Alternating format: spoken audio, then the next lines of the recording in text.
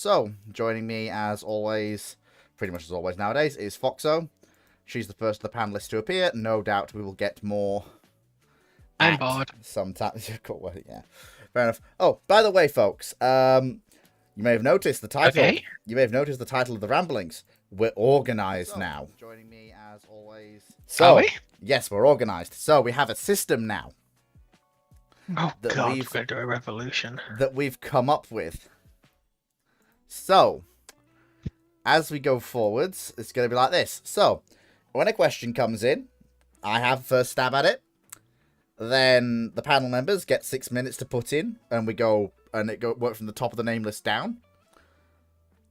And everyone gets one interruption, which the person speaking can or cannot accept. And then, of course, if people want to move on, we just basically go what the majority wants to do. If the majority wants to move on, we move on. And if we don't, we don't. It's a response to the longer debates that we've been having. We do love a good ramble here, but not to an insane degree. So, without further ado, I'm just going to test the bot real quick.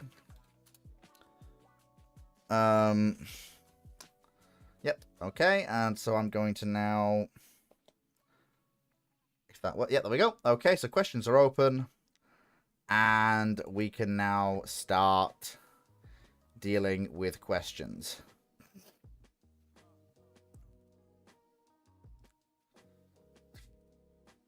Oh my god, someone just...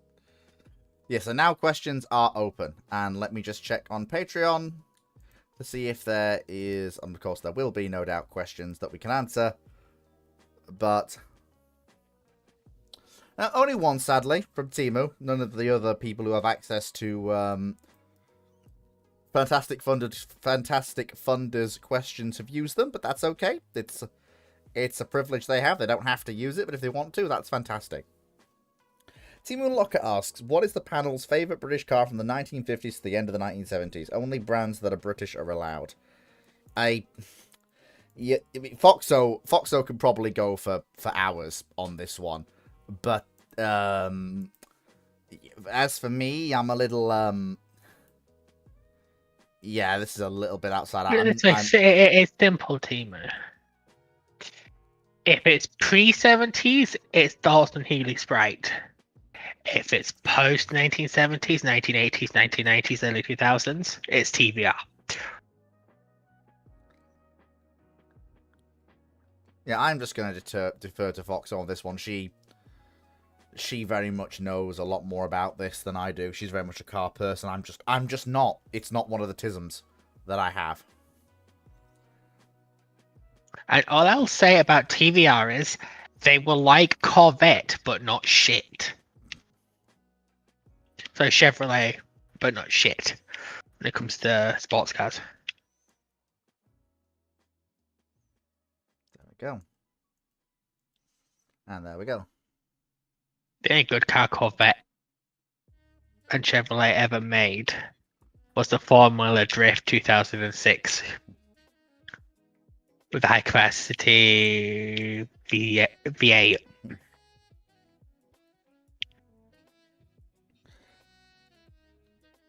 One of the best drift cars of all time. It's the only good car they ever made. Oh, yeah, I mustn't forget. Otherwise, Ruinon will shout at me justifiably. But I must not forget, do not forget to put the Patreon questions in the chat, Fleet. Come on, don't forget. Don't be silly. Come on, don't forget. There we go. There we go. So that's the... So this is just going to put a little note here saying that it's Patreon. Okay, so then let's get cracking with... We'll start with YouTube, YouTube Discord, and so on and so forth. And I need to have a timer so that I've got a timer. So that I can time. Right, okay. Okay. I should have done every drift zone on the map, right? Okay, so let's go. So let me push the next question. Boop. Knight6831. Why do people seem to think that swapping out the American bits on the Dreadnought SSBNs is so easy when in reality it's not? I mean, given that I don't know quite how much of the Dreadnoughts is made up of American components, I can't really comment on this.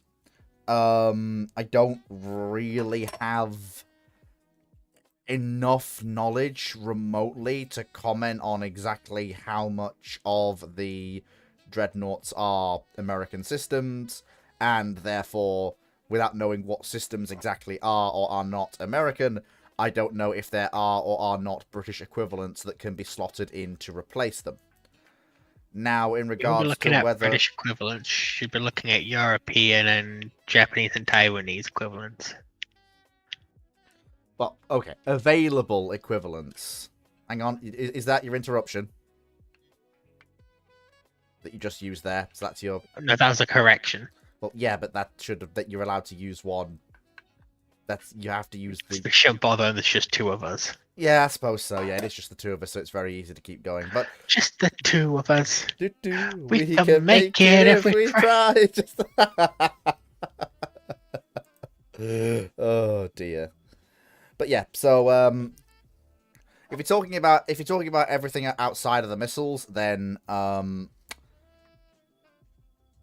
I say, it will depend entirely on exactly what components you're talking about and what else is available. But if you're talking about the missiles, then yeah, you would need a full... You'd probably need an Anglo-French program to replace those missiles. So that's my... I've not had my 6 minutes, so I'm going to relinquish. Foxo, if you've got something you want to add, now's the time. It's pretty simple, right? It's going to sound strange, very strange. But if you're willing to sacrifice capability, expense, and how secure the project is, you could probably quite easily swap out a lot of systems, especially electronics-wise. Now, we're not saying it's not going to cost a lot. That's my interruption, by the way. I'm using that. Like, it might cost an arm and a leg. But there's always a way to get around pretty much anything if you're willing to make sacrifices. Mm-hmm. As the European Union's been proving in the last 4 years economically. Mm-hmm. Moving away from American finance.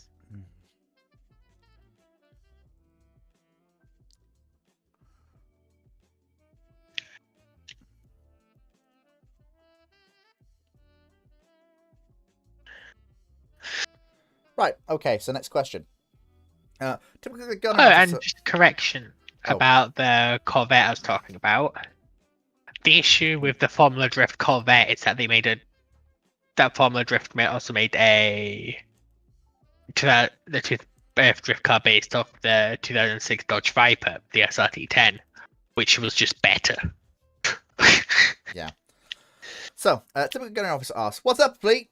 Question 1. Why the Russians, Soviets have multiple different tracked self-propelled SAM systems, more than West or NATO counterparts, like the Cub, Buck, or Tor? While the US and the UK only has the Chaparral, the Chaparral with tracked chassis, untracked HVM, or Rapier, respectively. Simple. The Russians and the Soviets were looking at a scenario where they knew full well that when it came to aerial dominance over the battle space, they were probably going to be outnumbered in the air. And also at a situation where they were in any war, whether they were attacked or they were the attacker, doctrine was basically, we push into the enemy rear to force a political solution. Or force a solution, basically on our terms. We don't wait for NATO to come to us, we go to NATO.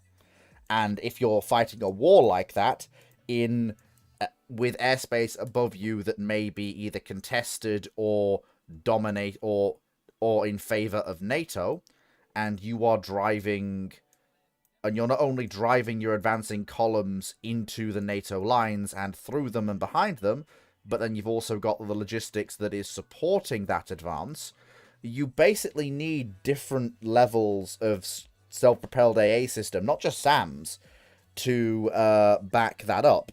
You need your point defense SAMs, stuff like the Strelas that were carried by converted BTRs and the tracked MTLB chassis they converted to carry the infrared strellas for point defense.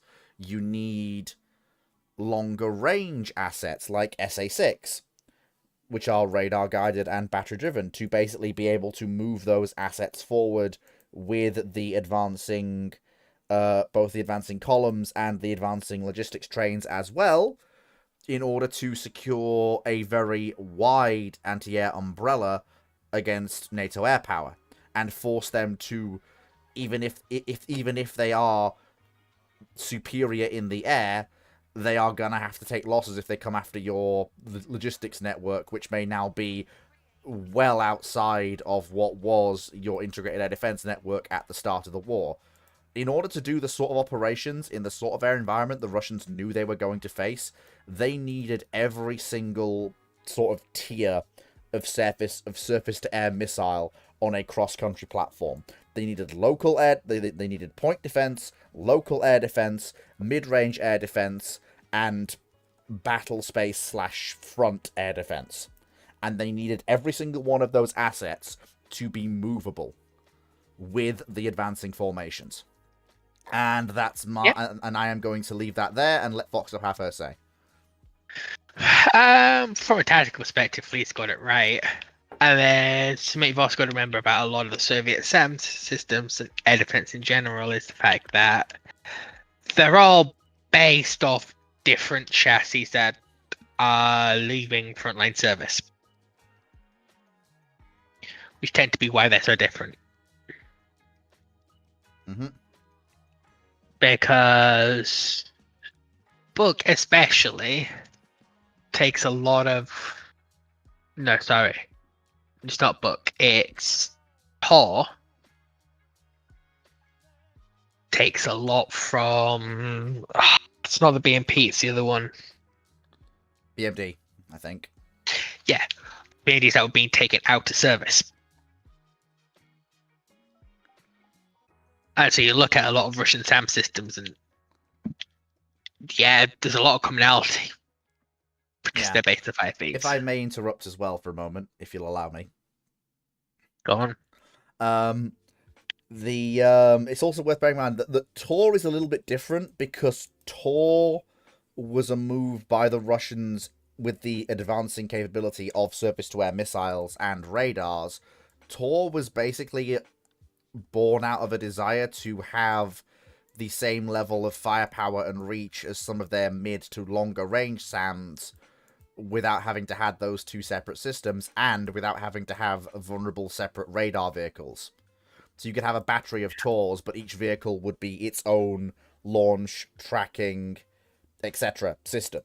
It was out of a desire to remove a vulnerability the Soviets felt they had, and also just simplify logistics by unifying medium, aka battle air defense, and theater air defense into one system. Unfortunately, it came at a time when the Soviet Union decided to commit non-existence, so they never actually finished the whole program. Yeah, but a significant element of it is just a lot of the air defenses are built on different chassis, different capabilities, and might as well not let the hulls go to waste. Yeah. Okay, next question. 9683. So like the Germans did with the Gepard as well.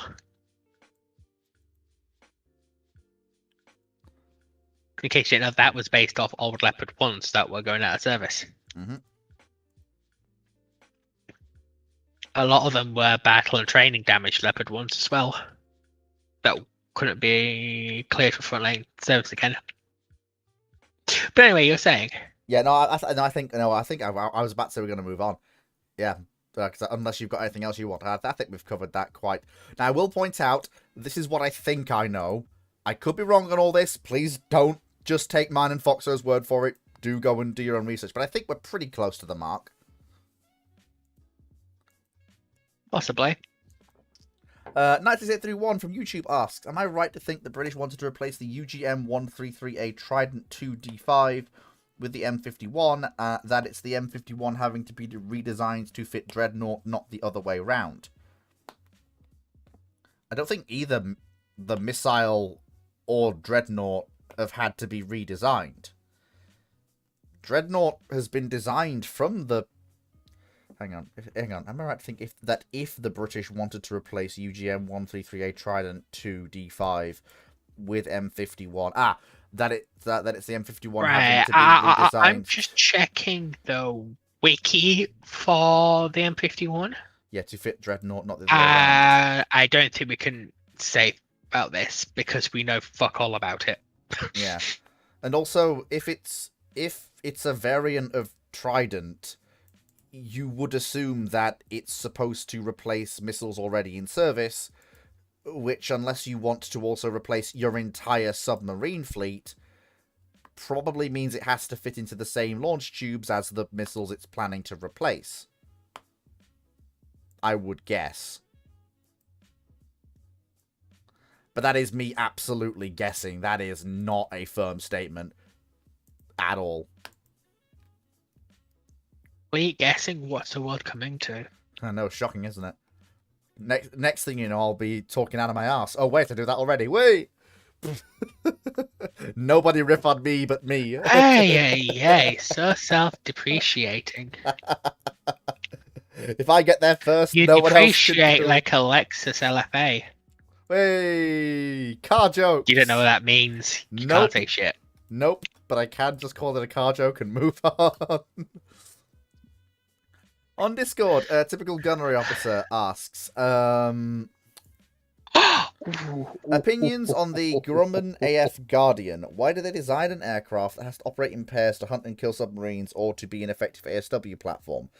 Do you think the USN struggled in finding the correct carrier-based ASW aircraft until the arrival of the Tracker, and unlike the RN who had a great ASW aircraft, the Gannet? Yeah, I'm sorry, but okay, first things first. The AF Guardian Good is... and Gannet. Yeah, well, first things first. The Guardian... The Guardian is basically the first purpose-built ASW platform for the US Navy. So, given the way in which the platform was designed to operate, you could either carry the radome and sensor fits to find the submarine on the airframe, or you can carry the weapons to prosecute the submarine on the airframe. And at that point, if you have an airframe that can do both of those jobs, then at that point, even if you do need two aircraft to perform that task effectively, it doesn't make it a bad platform. It's just one of the solutions you can take. And especially given the introduction date of this platform, October 1950, I'd say that's perfectly fine and excusable. Because if you bear in mind that the ferry Gannet doesn't come in to service until 3 years after that fact, and if we're talking about the early 50s here, the sheer change in availability of engines, and you don't have to ping me, Scoot. Well, yes, but yeah. There was also another variant that Scoot has just said. You know, the AF3S. So yeah, there are other variants of that platform as well.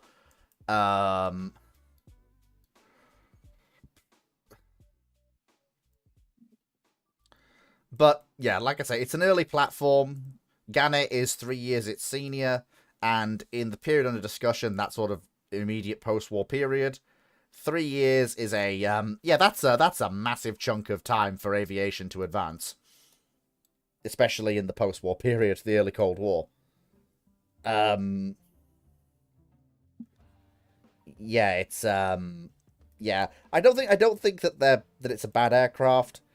But I am now coming to the end of my time, so it is Foxo's turn.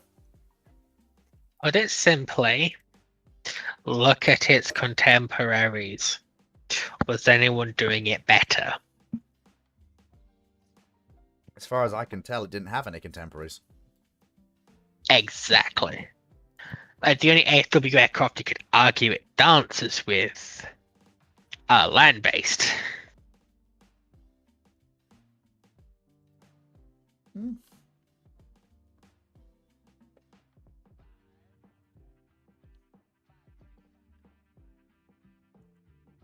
Anything else you want to add? Or Nope. Right, okay then. 1931 on YouTube asks, why is it forgotten that the High Seas Fleet wrecks had to be salvaged because they were causing a navigation hazard? Honestly, I would suppose it's because, it's just, we know they were salvaged. We know that certain wrecks weren't. The reasoning why, I suppose it's just because it is a very niche bit of information, / just kind of obvious, so it just sort of fades into the background noise. That would be my guess. Salvaging wrecks in navigatable areas is pretty common to see and do. Yeah, it just kind of... However, salvaging it because it's pre-nuclear material, it's interesting and unique. Mm-hmm. Yep.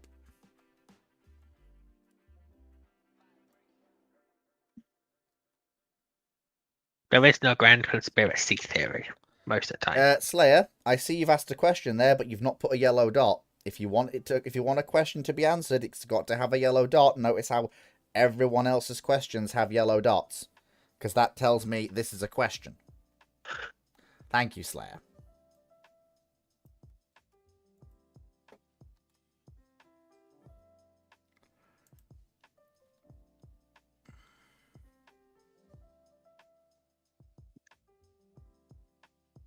Dancing is what to do.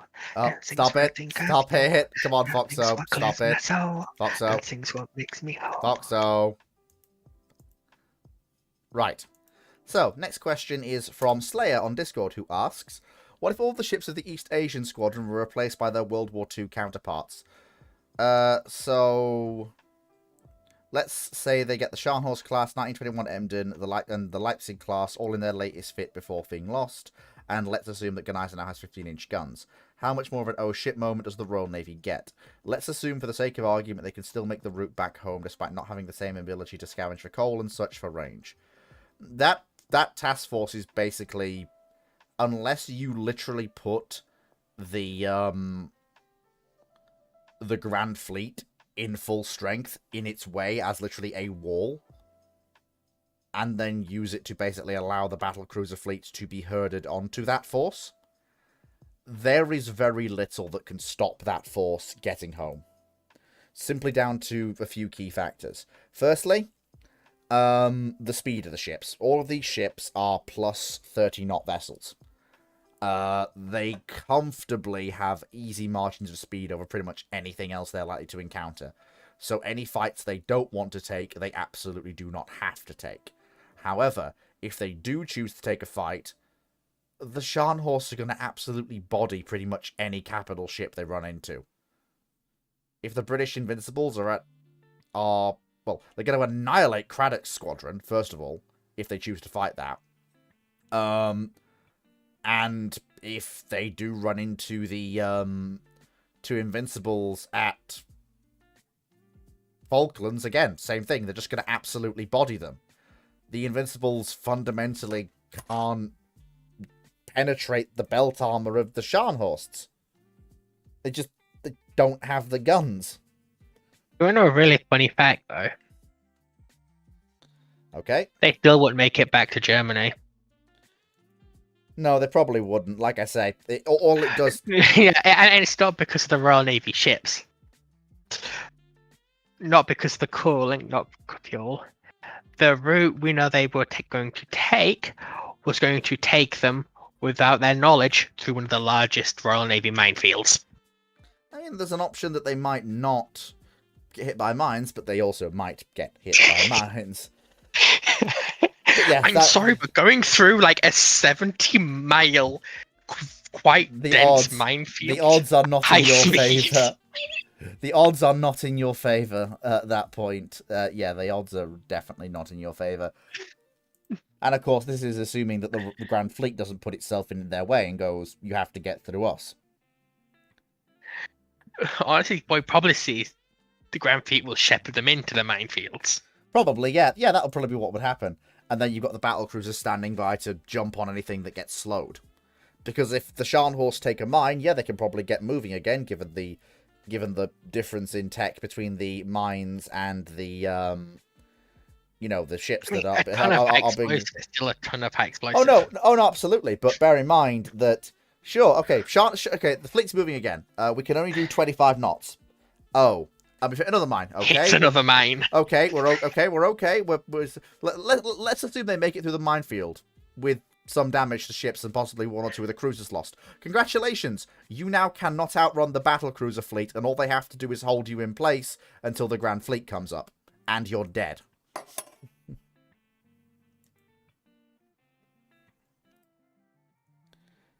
Because you don't have enough ammunition. Yep. That's basically the long and short of it. In regards to how everyone reacts to this, it's impossible to say. Next question. 96831. Am I right to think that replacing UGM 133A Trident 2 D5 with M51 is not worth it at present? It's impossible to answer that question. We have no idea on the exact capabilities of M51. It's classified.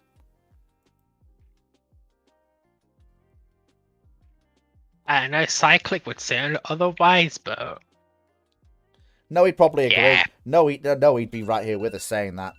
It's classified. he would be jacking off Trident. No, he would be, but he would say there's no way to know which version of Trident's better.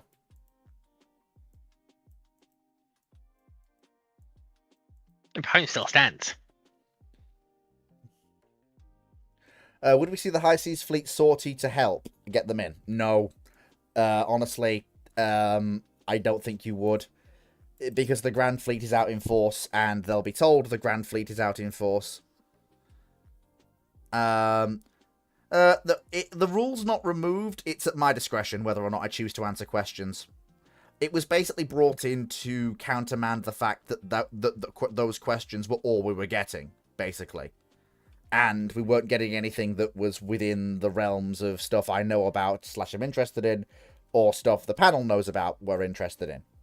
And it worked. It was turning into Brew Ships 2, not Ramblings. Yeah, and it worked. It redressed the balance. And then once it had, I changed it back.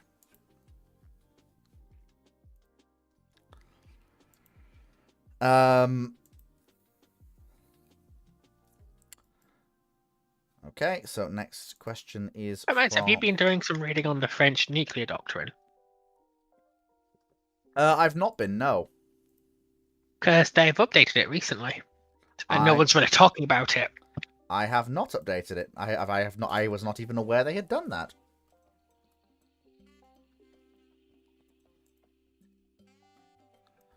So, question on Discord from Ruinon. If the French had the political will or stability to rebuild a peer or near-peer fleet to the RN, adjusting as needed to balance the French army, how much further could they have gotten if the change occurs alongside dropping Genacol? So, I assume... Talk about a loaded question. I assume this is... you've fallen into your own trap again, Ruinon. Specifics. When? When? Do you mean immediately after Genacol, as in the aftermath of the completion of Hoche, which really does mark the end of the Genacol? Do you mean Genacol never really takes off in France? Do you mean the aftermath of World War One? Can I get a little bit of specifics? Pretty please with a cherry on top. Hang on, I will just ping them.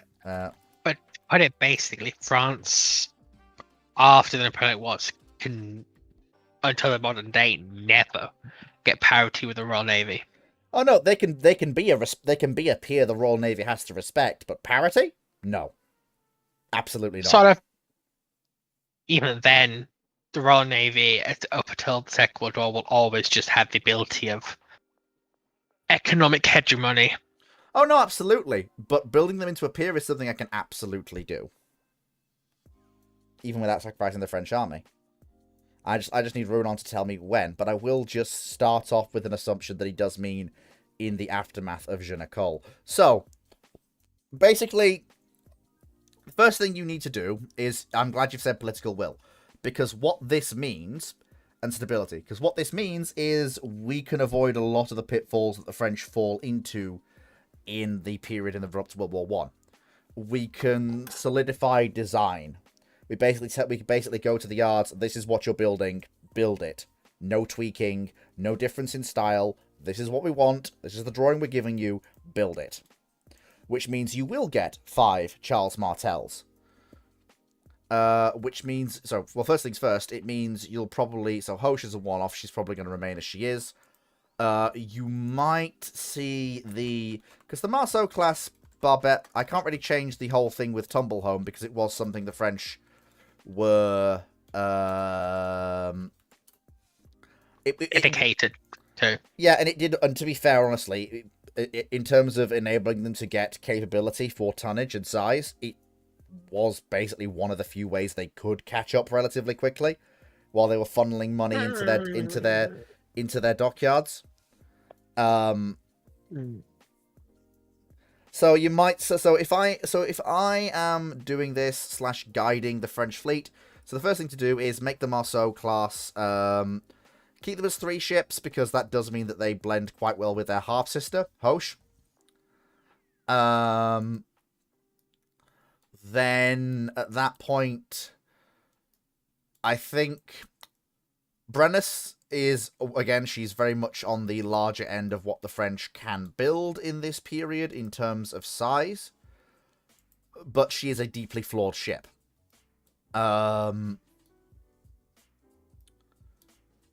Very flawed. And she's also... Yeah, there's a lot wrong with her. So... Because we can't make her bigger and more capable, what I think instead you need to do is we need to... Her armor scheme's fine, but I think we need to drop the twin turret forward for a single. And we need to drop the wing-mounted 6.5-inch turrets for extra casemates instead. We need to basically save as much weight as we can to bring her in as a stable, useful gun platform. Secondly, we're going to, once we've done that, we're going to expand that class out to 4 ships. Because while, yes, they are somewhat armed anemically in terms of their big guns, 13.4s, let's not forget we're in the era of Hail of Fire here. And Hail of Fire... It matters far more that you have a decent workable secondary battery than it does that you have more bigger guns. And while 6.5-inch guns isn't perfect, it's enough that as a battle line unit it's acceptable. Especially if we get rid of her quaternary battery of 2.6 and 1.9-inch guns, and instead focus on a battery of... So instead of 4 65mm and 14 4.7s, we instead focus in on probably about 14 of the 2.6-inch guns, because at that point, given the ranges of battle we're talking about here, they still can contribute to being Hail of Fire, not just anti-torpedo boat guns. Given that in the 1890s, you're looking at when the ship will probably still commission, you're looking at the ranges of battle really still being almost Nelsonian. And you're about 20 years too late for that. No. Even in the 1890s, you're still looking at... Everyone's still thinking about fighting at Nelsonian ranges. Maybe a little bit more than that, but maybe Nelsonian frigate action range rather than ship of the line action range, but still definitely not what you think of when you think of ships like this. It's not the Russo-Japanese War. That's still a good decade and a half off. That sort of ranges going out. Remember, the ranges the Russo-Japanese War was fought at and the hits they scored at the ranges they fought at surprised everybody. So yeah, for Hail of Fire, they're fine. And then we come to the Charles Martels. Now, it is important to bear in mind that, unfortunately, and this is something we have to bear in mind and we can't just ignore, French doctrine at the time is very much enamored with this idea that battles will be a swirling melee.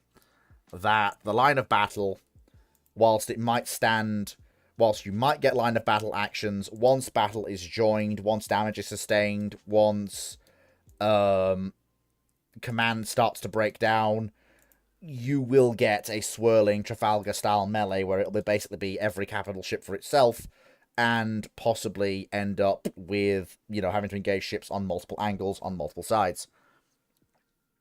So, first thing I would do with the Charles Martel design is I would actually not arm them with the 12-inch guns fore and aft. I would go for 4 10.8-inch guns. Not only does this save me weight, which means I might actually be able to lessen the tumble home, meaning I might be able to have less. I don't think I'll be able to get rid of it entirely, but I'll definitely be able to have less of a tumble home for the ships. But I think I'll be able to get away with that. And also, again, Hail of Fire, it's not so much these guns that matter. With the reduced blast effects and lessened tumble home from that, I'll be able to scatter more of those single 5.4-inch guns along the ship's length and, all over its sides to increase the... And also, because these are turrets, it means they are workable in a lot more sea states than casemates will be, which is going to really help these ships in future. The armor scheme's fine, don't really need to touch that, and 18 knots is fine for these ships. So... Now, we know the French ordered 5 historically, but that was to bulk up numbers. So, as per usual, ordering ships in division strength. So, we're going to order 4 Charles Martels, not 5. So, that brings us up to... So, we've got Hoche and the 3 half-system Marceaus, which I can't really change. They're at the very early stages. 4 Brennises. And now we're up to 4 Charles Martels, which means we can finally start retiring some of the ironclads from the French fleet, which will free up budget. Now, by this point, obviously, so the Charles Martels will be one class of ships. Then we come to the Charlemagnes, and by this point, with the way in which I've been working, we are really looking at the Charlemagnes being basically the tumble home that they had historically. Will be not getting rid of, but it'll be far less pronounced than historical. Again, so there's not really anything wrong with the Charles Martels as a pre-dreadnought. Sorry, Charlemagnes as a pre-dreadnought, apart from their somewhat pronounced tumble home and the thinness of their armor scheme. So I would actually go for a slightly thinner... And location of the casemate magazines. Yeah. So... And the fact they store ammunition in the casemate itself. And their casemate deck isn't bulkheaded at this point. Yeah. And it's flammable. We can probably fix a lot of those issues with the work we've been doing to, obviously, French shipyards and everything else. They will be probably a slightly bigger ship. I'm probably going to thin the main belt protection from 15.7 inches to probably about 13 inches. So especially since we're using Harvey armor, we can probably drop down to 13 inches of Harvey steel, but make it a far wider belt covering a lot more of the ship's side. Especially when you consider that the turrets are only armed with 12 inches of Harvey steel. Sorry, 12.6 inches of Harvey steel. 18 knots is fine. As Fox has mentioned, there is a laundry list of issues with the secondary battery. But, as we have already said, we're reducing the tumble home a bit, and we've already set the precedent of turreting the secondary battery. So, in theory, we can do the same here. We can use the same turrets that we used on the Charles Martel class of 4 ships, and put... Probably can't get 5 per side, but we can probably put 4 per side, and despite losing 1 gun from each of the broadside... 4. I think you can get 4. Especially if we step... Probably not. I mean, at best, you could probably get a bunch of partially turreted casemates. So they're not just open decks. You can probably get... No, you can probably get 4 if we do the step-down approach the French have done with the Charles Martel's main and secondary batteries, but just with the secondaries instead. Almost, I'd call it early super firing, but it's not quite right. You can probably get 4. Maybe 3 per side. Even so, that's still they're still probably more workable than the guns they're replacing. And we are approaching the era where you are starting to move out of Hail of Fire, and those 4 big 12-inch guns are starting to become what matters. So that's not a bad thing. And of course, we do also have the single 3.9-inch casemates to back up the 5.5-inch turreted guns. All you need to do to the original is just give the French access to modernized casemate designs. Yeah, I mean, either or. Just do that or go with the turrets. It doesn't particularly matter. The point is we're basically building a class of 4 proper pre-dreadnoughts and going on from there. Now, Ienna's a one-off. And she is a one-off. She's not a bad ship by any means. In fact, I think she moves away from I think Ienna moves away from the tumble home completely. Yes, I think Ienna is one of the... I will just check, because the photos aren't making it clear. But I think she hasn't got a tumble home, but I will just check. Oh, hang on. Oh.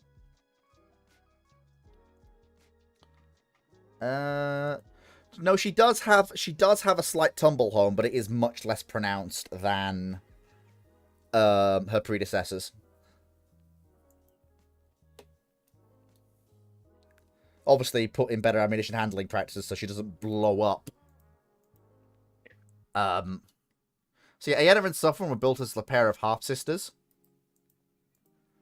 But at that point, I would just... Given the rapid rate of technological advancement at this point, and despite the fact that our yards are increasing in size, I am going to go from laying down 4 ship classes to laying down 2, but basically you lay down 2 ships every year at this point, rather than a class of ship every 2 to 3 years. So at this point, it basically enables us to keep up. So the Ienna... So it'll be Ienna and Suffren, but there'll be a single class of ships. There's nothing really wrong with them, but I think at this point we can afford to just get rid of their tumble home completely. Which is probably fine. So at that point we've got those ships, which they take us over into the 20th century. Then the Republiques. There is absolutely nothing wrong with the Republiques as a design. We just need to make sure their build time is... Well, by this point, given how rapidly we've been working, we've probably got build times down to, well, probably about 3 to 4 years. So the Republiques will build a... So we'll build a pair of them. But then, of course, we'll have to build the Libertés after them as well. So again, same thing. So, although we'll probably, with some of the slips being freed, well, we'll have 2 pairs of 2. We can probably afford to build the Libertés as the last class of pre-dreadnought battleship in the French Navy. And then, by the time that the Libertés are being finalised and we're looking to the next ship, we'll be looking at the Dantons. But I tell you one thing, I ain't building 6 semi-dreads. We're building proper dreadnought battleships, but in classes of 4. As for what they'd look like, I don't think they would... I don't think, you know, as the Dantons did, the Dantons were a follow-on from the Iennas, the Republiques, the Libertés. They were a following on of that design style. I would probably clean break it, and you'd see something much more looking like the, oh, come on.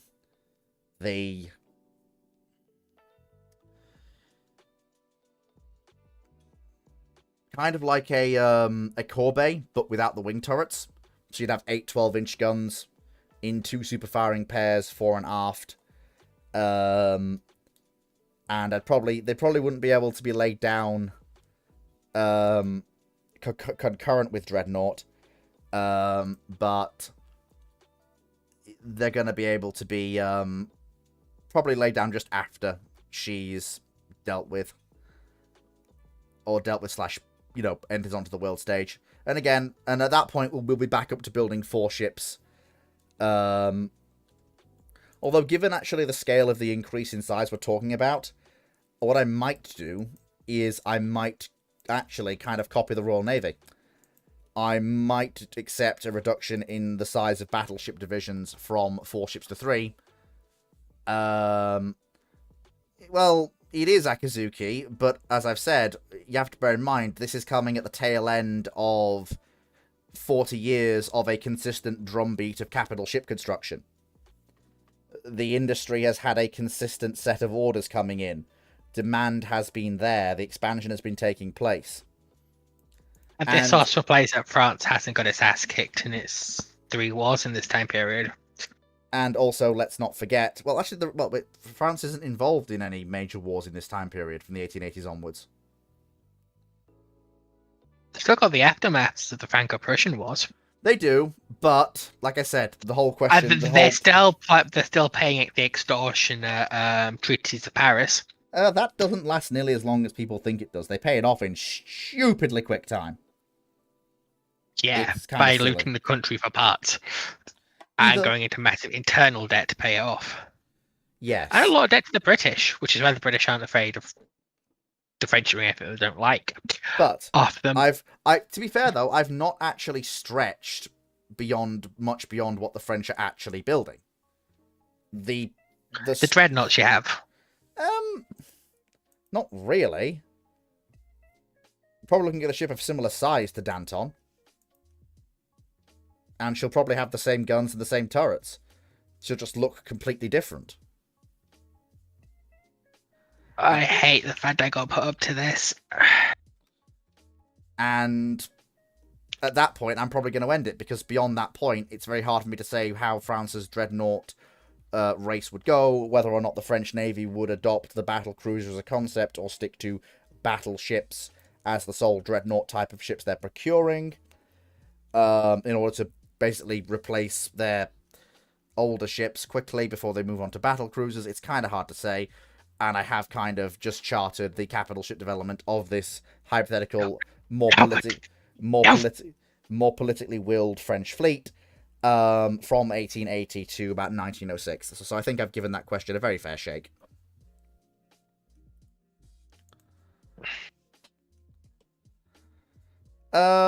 So from Bowmill Boy on YouTube, why would any human being hate Lego?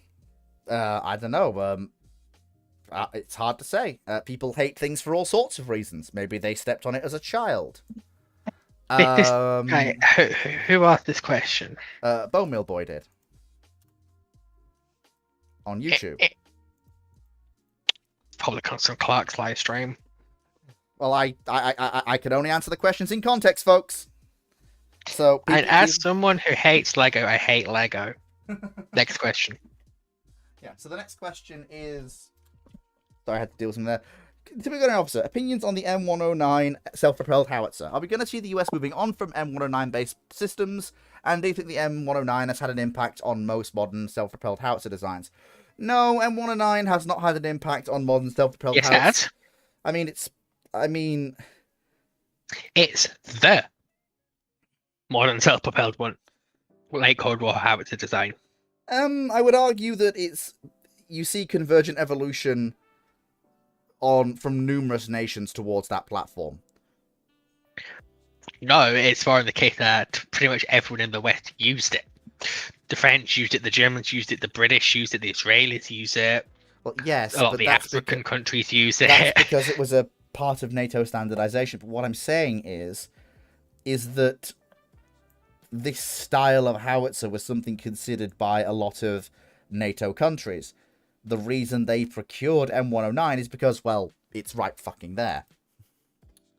Right, well, it's really good for its time. Oh yeah, I'm not denying that, but I'm also not going to sit here and say with a straight face that the M109 basically was a trailblazer, that no one else had thought of this idea. It wasn't. Right, it was in functionality, because functionally, it was a 155 that was 39 with a 39 caliber gun that used a lightweight but splinter-proof, splinter protection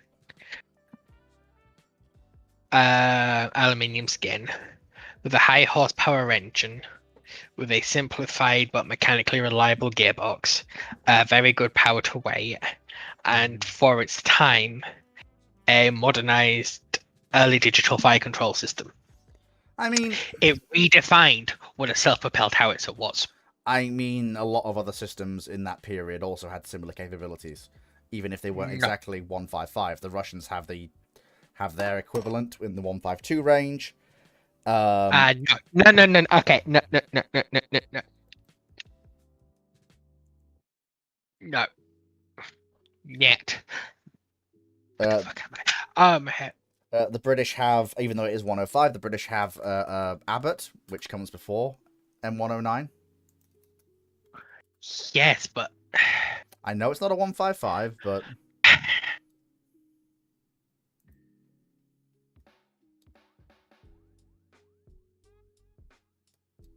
right.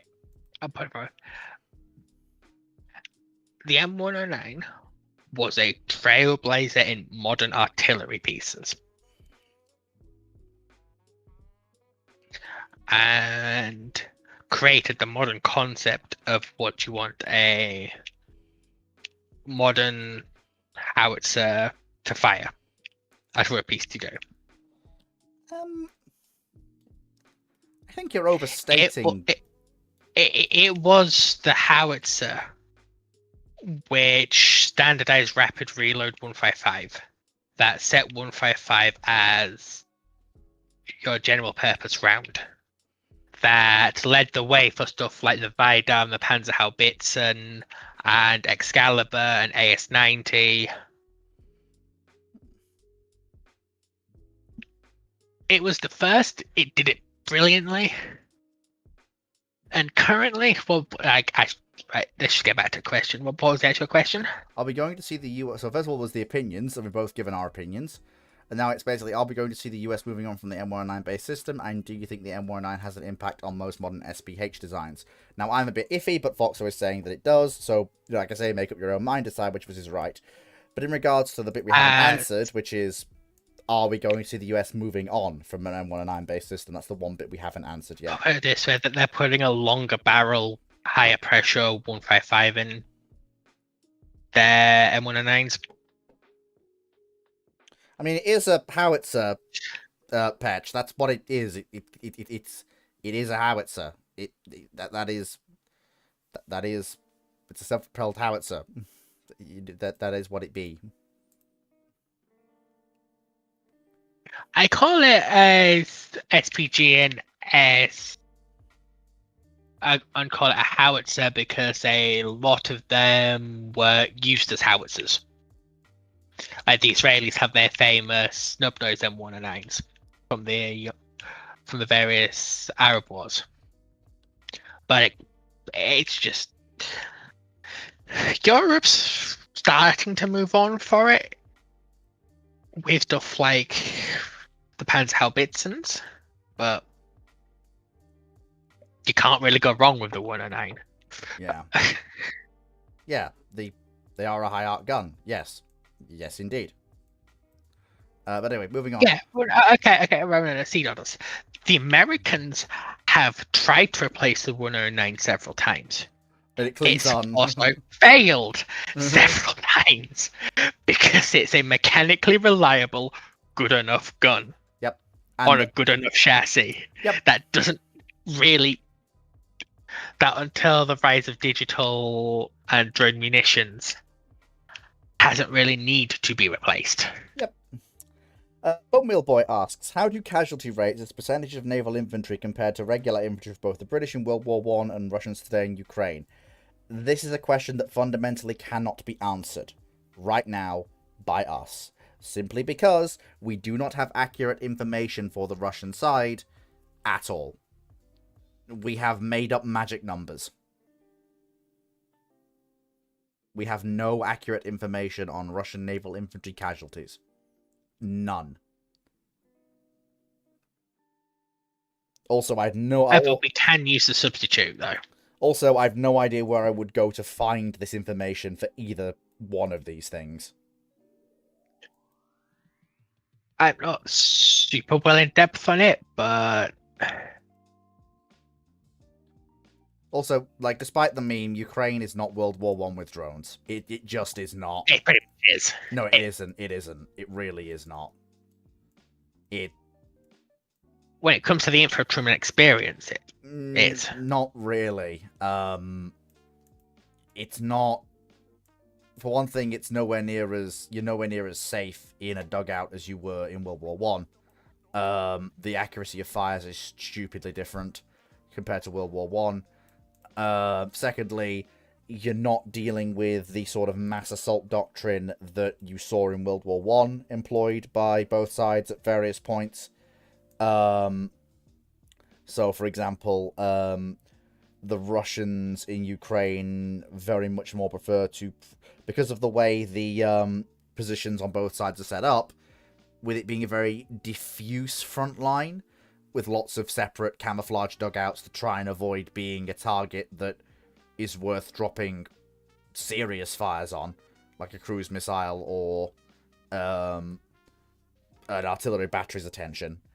You're very much dealing with, while yes, the Russians are pushing lots of infantry forwards to seize objectives and push the line forwards, it's very much not a assaults against prepared positions like World War One. It's more of a both sides are fighting. You're making a mistake again. It's more both sides are trying to fight diffuse infantry actions for certain key areas, push forces behind the line of contact, secure those gains, and then possibly use that as the staging area for further pushes. Because the line's not really a...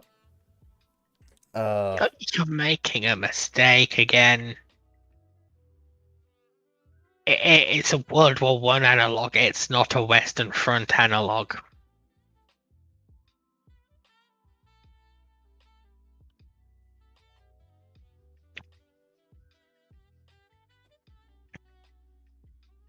I mean,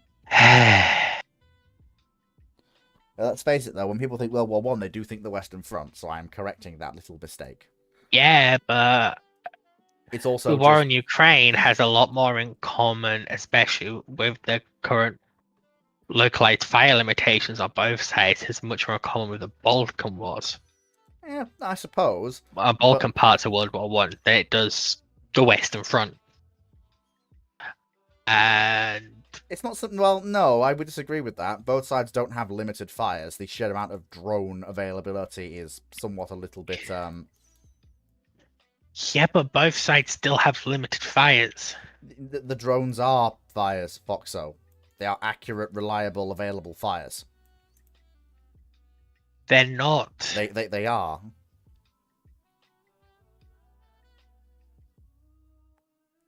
Then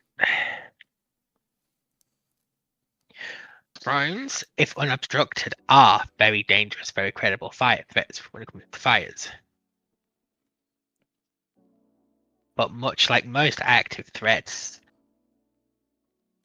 they can, especially if you're relatively well equipped, can be quite easily neutered. Stuff like FPV and glide bombs, which has a main source of drone fires. Basic signal interruption. That doesn't. It's trying to deal with those.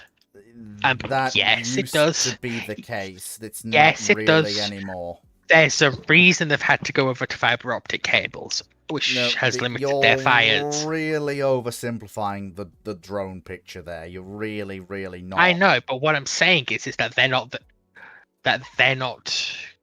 the totality of fires, and they're nowhere near as comprehensive as you seem to think they are. They are absolutely as comprehensive. And the fact is, both sides are desperately trying to get more tube and rocket artillery. Yes. If drones were comprehensive, they wouldn't be trying for that. No. And when it comes to tube and artillery, both sides have nowhere near enough. Well, first of all, drones can be comprehensive without replacing tube and rocket artillery. They do different things. A drone replaces something like access to grenade launchers or battalion or company mortar assets.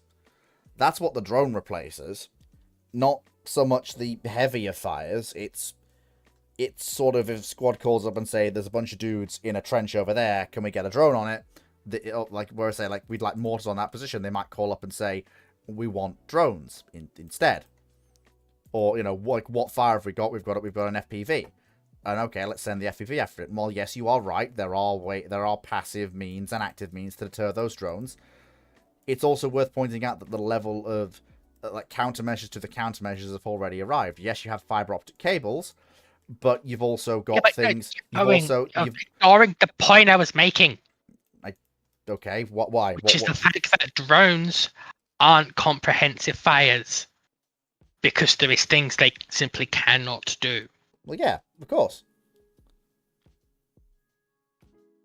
And so both sides do not have the fire capability they need because they are both lacking both low and high caliber artillery and sustained fires. That makes a bit more sense. Because you cannot sustain FPVs on the local level. What do you mean you cannot sustain FPVs at the local level? Could you expand on that? And I don't mean I don't disagree with that. I don't get what you mean. What do you mean? Basically, where is it? I'm just going to get my US manuals out.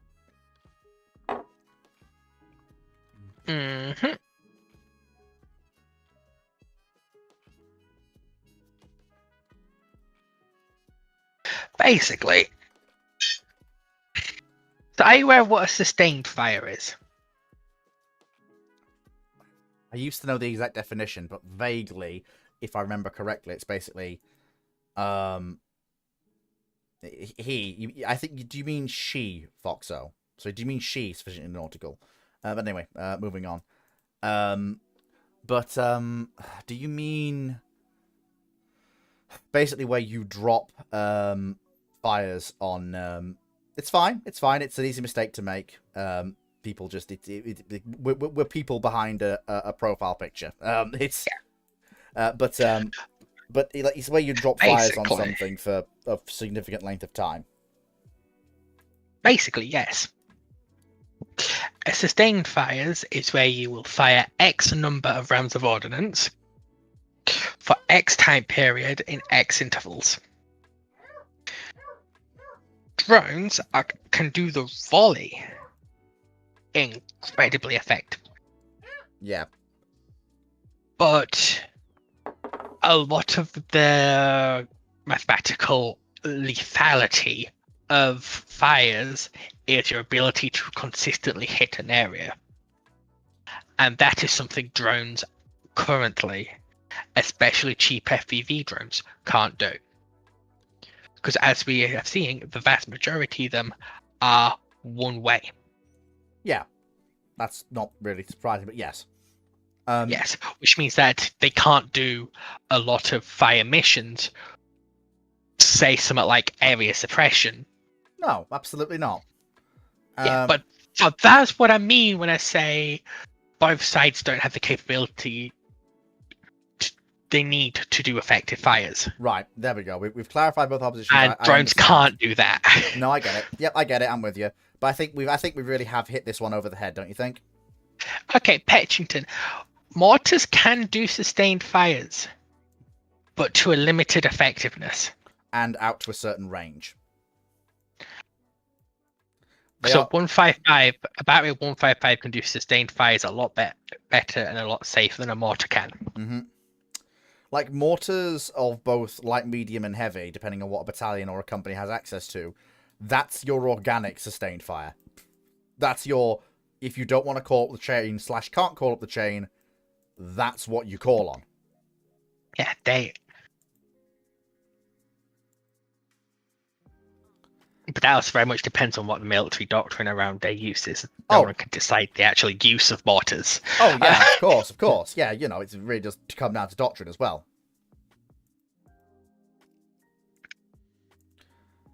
Anyway, next question. Yeah.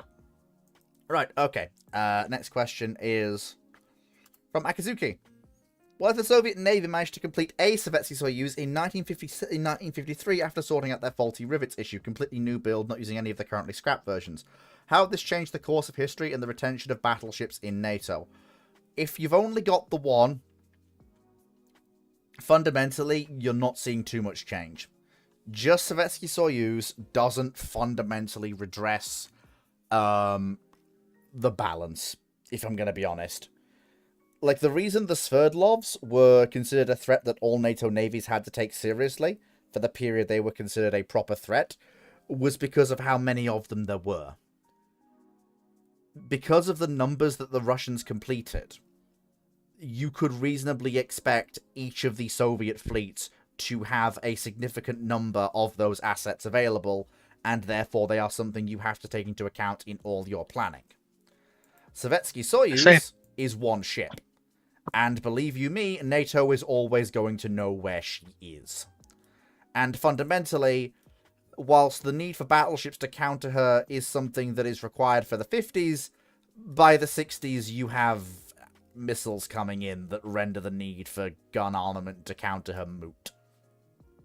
We still want it in the 60s. Not really. Talos just fundamentally renders her obsolete. Yeah. But if you've also got the Sverdlovs around as well... Again, it renders the Sverdlovs fundamentally obsolete as well. It's the reason the Russians started winding them down and retiring them. Yeah, but it's a case of... It's not a case Talos comes and suddenly every ship's equipped with Talos. No, that is true. That is true. Like, you do have to deal with that. And it's like, if you've got limited Talos but you've got a battleship with you, you're much better protected than if you've just got a limited amount of Talos. To be fair, the real NATO counter to her is aircraft, especially stuff like Buccaneer and Corsair.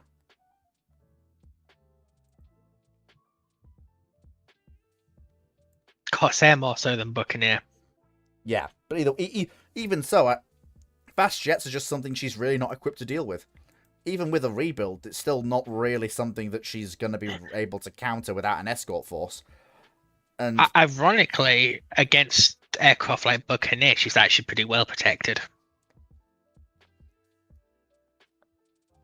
And of course, there is also another hard counter to her: NATO SSNs. When they come on stream, just attack submarines generally. Yeah. Well, it's also because of her deck and her armored belt, she's actually very well protected against a Buccaneer style attack. Yeah. Like, this is the thing. Like, she may extend. Like, she may mean that Vanguard doesn't go into reserve immediately after her rebuild is completed. She might stick around a bit longer, and Jean Bar might also stick around a bit longer. But you're not really going to see any change out of US doctrine, or the way in which the Iowas exist through the Cold War. You're not going to see any form of change apart from the previously mentioned thing I said with Vanguard and Jean Bar, because beyond about the mid-60s, you've basically at a point It's a where, legacy threat. Yeah, and all of the powers have counters to her. The British have their expanding fleet of attack submarines, along with things like Buccaneer. Even though she isn't vulnerable to even though Buccaneer can't deal with her completely, it's enough of a threat that the British can basically feel satisfied with that and retire Vanguard. You might actually see Golden Eagle stick around. Possibly, yeah. The Americans just have a hard counter to her in the form of nuclear attack submarines, Talos-equipped ships, and heck, even Terrier-equipped ships. And of course, threat. The Hand of Doom that is the US carrier force. The biggest threat she is just leaving the bastions of an escort and just smashing herself into the landing zones as a massive, full-core, hard-to-kill bunker. That is literally the pretty much only dangerous use case for her. Is helping, yeah. That's the thing she's going to be most useful for, providing gunfire, as the Sverdlovs were going to. 16-inch shell fire. There's not many things in the 1970s and 80s that like 16-inch shell fire. Yeah, she's going to be very useful. In fact, she may even be a key part of those, like the Sverdlovs were. you know, for that whole, because that was part. Remember, the whole point was drive NATO out of northern Norway, push our radar and air envelope further south, and basically allow for the moving down of the Northern Fleet to establish sea control over the Norwegian Sea. That was the whole thing the Russians had planned for any particular war gone hot. And then contest the North Sea.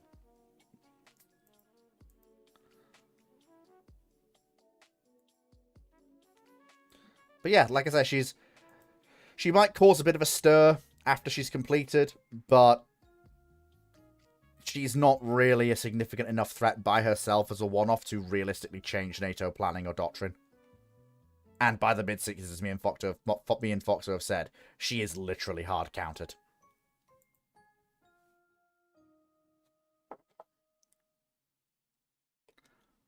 Next question. 96831. In the world of Azure Lane, as UUVs and USVs are a thing with World War II designs, wouldn't the RN with a UAV Illustrious class ships and IGN with UAV Akagi class ships use them on raids like Taranto and Pearl Harbor, respectively? No, why would they?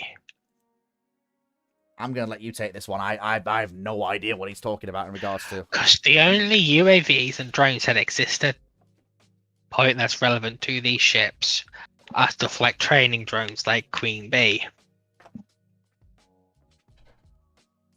Why in the actual hell would they use them over their historical threat craft? Since they're basically refighting World War II.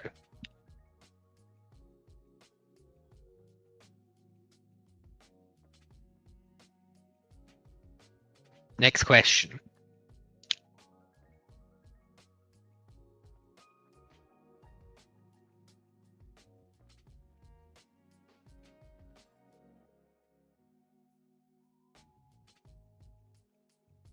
Fleet? Oh great, Fleet's gone.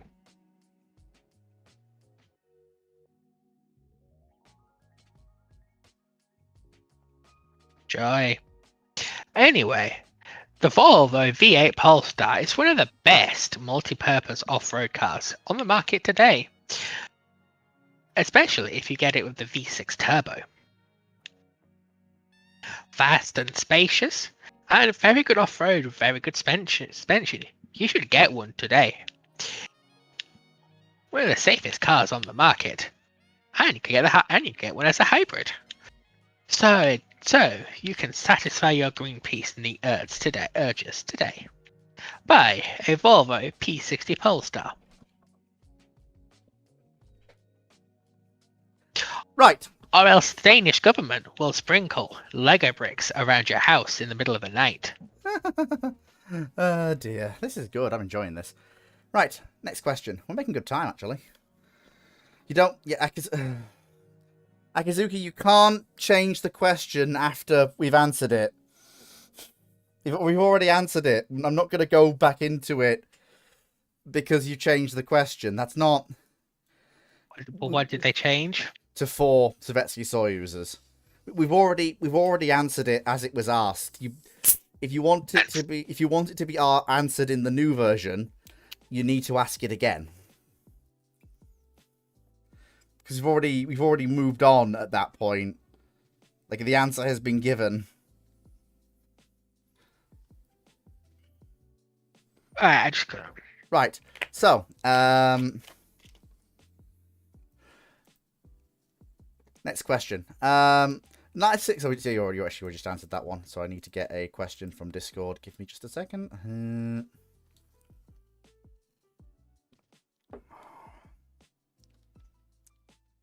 Okay, so from your typical gunnery officer. Okay, I've just got to clarify some up. When I say a Golden Eagle, it is the planned and in development replacement in the 70s and the 80s for the Sea Eagle. It was codenamed Golden Eagle. And it was planned to be used on the Buccaneer and the aircraft that become the Tornado. Never actually entered service, though. Yeah, right, okay. To get an officer, do you think the US having the USAF after World War II allowed the US Navy to retain their large naval aviation with large numbers of aircraft and high quality after World War II? Do you think it also contributed to the USN having the ability to conduct tactical and strategic nuclear attacks with their aircraft and later submarines? I'll be honest, whether the USAF is an independent branch or whether it remains the USAAF is honestly irrelevant to how the Navy will seek to develop its aviation arm and its nuclear strike capability in the aftermath of World War II. Well, yes. Given the already high streak of independence within the USAAF, given that it basically was by the middle to the end of World War II already functioning basically as an independent arm,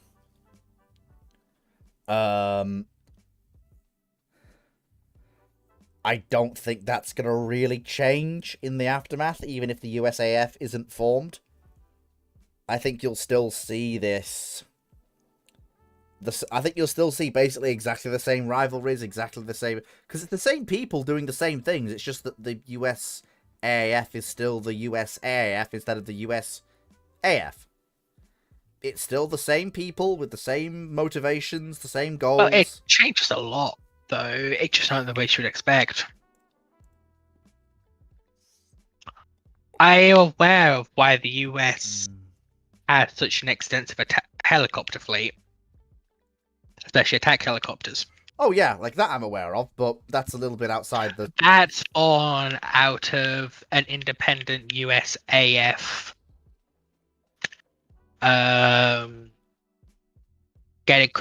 having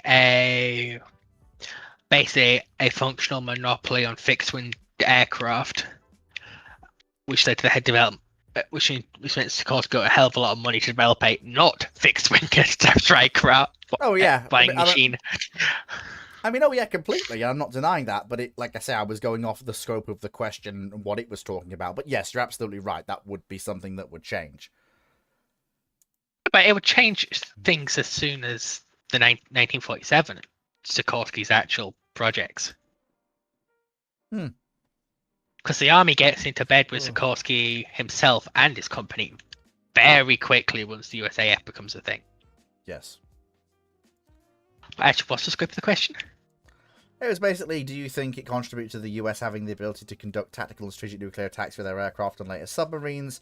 And do you think the USAF existing allowed the US Navy to retain their naval aviation with large numbers of aircraft and high quality after World War II? Which I don't think is the case. I think whether the USAF or the USAAF exists isn't going to change the scope, strength, or quality of the USN's air arm. Nor do I think it actively makes them better. Yeah. Nor do I think that it's going to meaningfully impact the jockeying for tactical and strategic nuclear strikes that both services did in that period. Okay, right. So, when it comes to nuclear weapons, it changes a lot.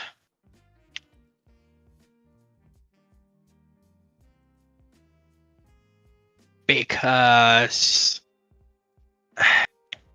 while it's common sense now, are you aware of how the American three-prong nuclear triad came to exist? Yeah, originally it was bombers. Then because nukes were seen as the way we were going to fight a war, the Army and the Air Force also wanted an in. So both started to develop their own systems to try and get a piece of that nuclear spending pie, which led to things like the Regulus missile. It led in the US Navy. It led to things like the I think it's the A6, the twin-engined nuclear. No, not the A6. Sorry, I'm trying to think of what's the aircraft called? Hang on. Intruder? No. That's not the aircraft I want. Hang on.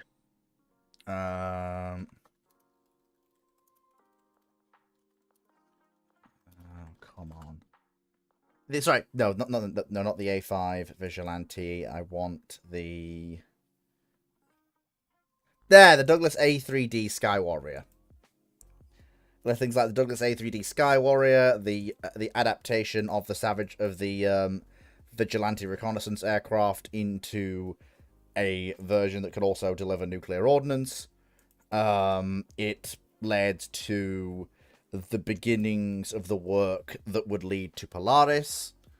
And for the army, it led to them trying to get tactical and theatre weapons that could deliver nuclear ordnance, including some of the madness that includes, but is not limited to, Atomic Annie, the Honest John system, of course, Davy Crockett, as I'm sure everyone's aware. Unfortunately, while the army tried to make a play for land-based missiles, the Air Force shut them down really quite quickly and really quite hard, and took that wing under their thumb as well. So land-based ballistic missiles became the purview of the USAF. And at that point, it was then down to, in terms of strategic deterrence, two branches, the USAF and the Navy.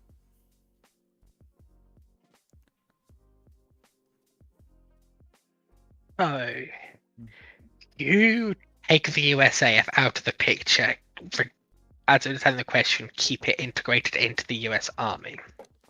At that point, you've basically got the army trying to control basically all deterrence outside of nuclear bombers on carriers and the beginnings of things like Regulus and or Polaris. Yeah. At that point, you've concentrated... But you also probably don't see the infighting when it comes to short and medium range ballistic missiles and the atomic experiments, such as Atomic Annie, like you said, because a lot of the reasons they come about is because of the creation of the USAF. That was its own autonomous command structure. The army couldn't guarantee tactical nuclear support where that would respond rapidly and immediately to where it needed nuclear fires when it needed them. Yeah.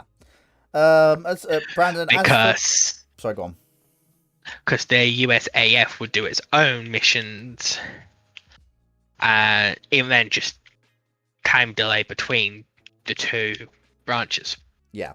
In regards to why the Air Force got the land-based missiles, it does make sense. Given the way a triad works, it does, because what you can then do is you can tie all of your land-based assets into one system. So you could tie your bombers, your missiles in the continental United States into one unified command structure and one unified strategy. Because bear in mind, that's how the triad works. If the US is going offensive with its nuclear forces, it is not going to be the boomers that are contributing. It's the land-based silos and it's the bombers. So at that point, if your offensive operations are going to use basically those assets and those assets alone, then it makes sense to have them all under one banner. The whole point with the boomers is that they are a survivable second strike asset. Although, as we see command and control improve, ability to communicate with submerged submarines improve through satellite communications, etc., as the Cold War goes on, we do see, as you gain more control over those assets, them start to be integrated more and more into offensive strike plans, as the ability to communicate with them gets better and better. Yeah, which is where you could argue it is a very bad mistake to take, especially the SRBMs and the MRBMs away from the army. Yep. You do see because those missiles, a significant part of their role was a reactive tactical force against backline military targets like concentration points. Yeah. And they existed because the turnaround time you need to effectively hit those for the army was It's uh, single digit minutes at best. That's how much time you've it's got. single-digit hours. But by the time you've got that up and cleared with both branches, the target opportunities passed. Because if you're a NATO commander and your recons reported that a Soviet arm is concentrating for an attack, you have between 2 to 3 hours before you get hit by that attack. Yeah. And also, it then also worked even further. Well, first of all, by doing this, it enabled the US to focus its maritime and its land-based, and by that I mean bombers and missiles, on the strategic role, on fighting a nuclear war at the strategic level. And it enabled the army to focus on developing assets specifically for that tactical and theatre role. And the culmination of this was things like Pershing, which while the USSR was scared of Pershing and Pershing 2 for it can reach Moscow in like 10 minutes from where it's based in Western Germany, Pershing's role was to be a response asset under army command to deal with things like Soviet command bunkers, or forming up sectors, or military or military and industrial targets within Western Russia. It was never supposed to be an asset that was ever going to go after things like cities, or even traditional counter-value targets. Sorry, not counter-value, counter-force targets. Counter-force was always the purview of the strategic part of the US deterrence. Always. Well, theatre level, yes. But yeah, it's sort of one of those things of non-strategic nuclear weapons and missiles should have stayed with the army. I don't care what the Navy stands will say. Or the Air Force stands. Yeah. Bowmill Boy asks, how does World War I and World War II change if election years in the US are 2 years ahead for some reason? 1914, 1938, 1942, etc. I get what you're trying to do. The problem you've got is that a lot can change in terms of policy in 2 years, and a lot can change in what platforms candidates and politicians choose to run on. And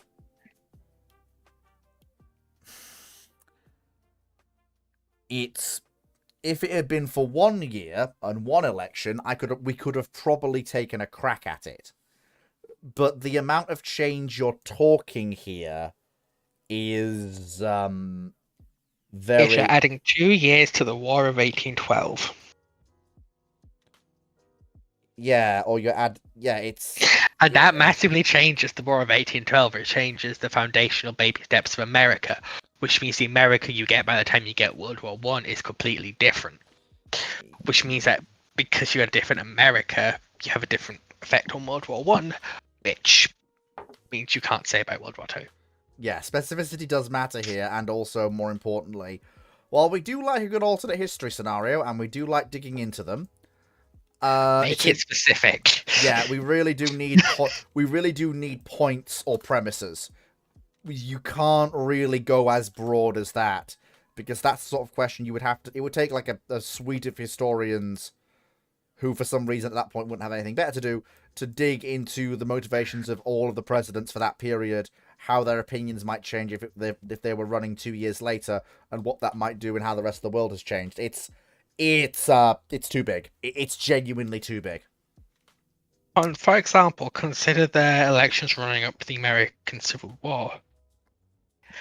If you push those elections back by 2 years, but the incorporation, declaration of statehood, means that you've changed who's president as you move out west. And if you've changed who's president, you've changed how the American Civil War happens. Yep. Brandon Larson asks, what if the People's Liberation Army Navy and Russian Federation Navy are swapped along with all the ships and submarines under construction? How does NATO and the West react? Well, while it sounds like an interesting premise, it's important to bear in mind that both of those fleets have been built for the nations that they serve.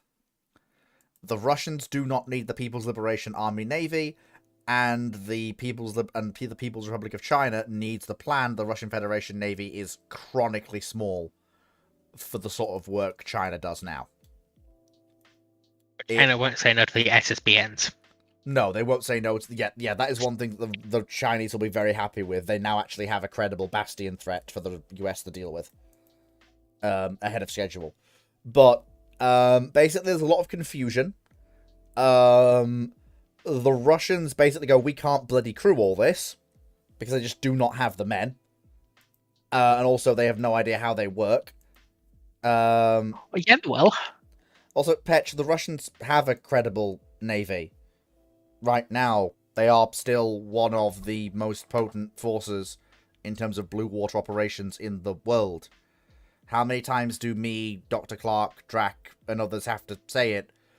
The performance of the Russian Black Sea Fleet should not, under any circumstances, be taken as a reading on the performance and readiness of any other part of the Russian fleet. In any way. But just because the Russian threat and their naval strength should be taken with a lot of asterisks doesn't mean they're not a credible threat.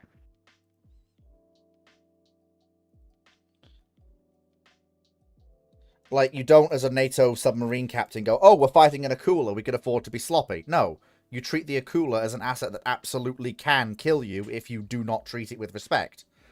You don't go against an action group led by a Slava as a service action group led by, say, a VLS Ticonderoga or a bunch of Arleigh Burkes and go, oh, it's just a Slava and a bunch of ex-Russian, ex-Soviet ships that have been modernized. Yeah, but we'll just win. No, you treat it as a force that absolutely, if it plays its cards right, can kill you and will kill you if you don't treat it with respect. Yes, so to use an analogy that I quite enjoy, we can all agree that, as a whole, a lot of Western navies are more technologically advanced Yes. than the Russian Navy currently. Oh, yeah, of course. We can all agree that, arguably, pound for pound, they're more capable. Mm-hmm. Absolutely. But it's still not an easy fight. Much as the case of a human is smarter and faster than a gorilla, but a gorilla in plate armor will still fuck you up. Yeah, Knight, what do you mean they lost a naval war to a country who doesn't even have a navy? What are you talking about? Also, the Russian navy is absolutely not a joke at all, in any way, shape, or form. And no actively serving personnel would ever make that claim. Well, okay. I can see where this is coming from, and I'll explain where it's coming from. If you extrapolate out their performance in the Black Sea, and you look at the condition of Russia and the Russian government, of how corruption-ridden its military is, some people, some analysts and a lot of war tubers will extrapolate that into the rest of the Russian Navy is suffering the critical deficiency that the Black Sea Navy is.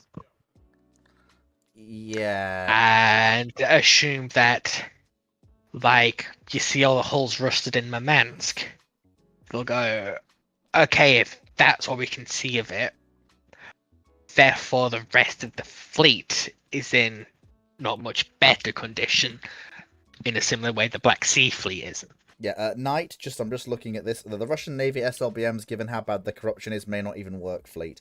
First of all, that's the one part of the Russian Navy I would expect to absolutely work. Secondly, corruption Secondly, it's important to bear in mind, corruption in Russia is something that is not only known about by the Russians, it's budgeted for and accounted for. No, okay. It's not, you can't budget for corruption. Because if you could, countries would. But for this whole corruption thing, it's that you can't assume your opponent's incompetent. you can't assume that give them time and give them a demand to, that they will not get their shit together, that they will not clean house. Especially when it comes to things like ballistic missiles. Yes. And so you treat it, it's like in debating, it's often referred to as steel manning, as opposed to straw manning, where you take your opponent's argument at its theoretical strongest. Yeah. So you give them the benefit of the doubt. In this situation, especially when we're talking about SSBNs, you give them the benefit of the doubt. Mm-hmm. Because if they're less competent than you plan for and you prepare for, all well and good. If they're more competent than you prepare for, you're up shit creek. Yeah, Knight. Why would we... First, well, why would we assume that the Russian fleet is incompetent, and why would we... Like, it's just good practice, even if all the evidence points against it. It's still good practice. Even if it's abundantly clear their fleet doesn't work, you would still treat it... Good practice would say you treat it like it does. Like, it's just good practice. And also, we have evidence that absolutely it's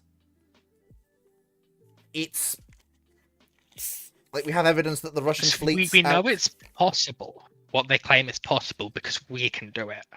And if we can do it, it's safe to say that the Russians are not stupid. They're not a different species. They're not gorillas.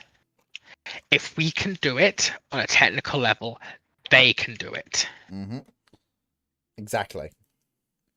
And it's why people like Cyclic in China piss me the fuck off. What do you mean? But he would argue that we take Russia seriously as well. Yes, but a lot of his comments about a lot of Chinese equipment and its automatic assumption that they don't have the capability to have Western capabilities is what annoys me about him. No. Because he does the same thing Knight does here. He did it on last Monday. Oh. I might have.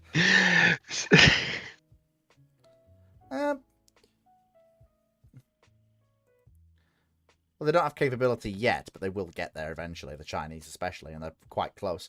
But yeah, in regards to how the NATO and the West will react to this whole thing, there'll be a lot of confusion.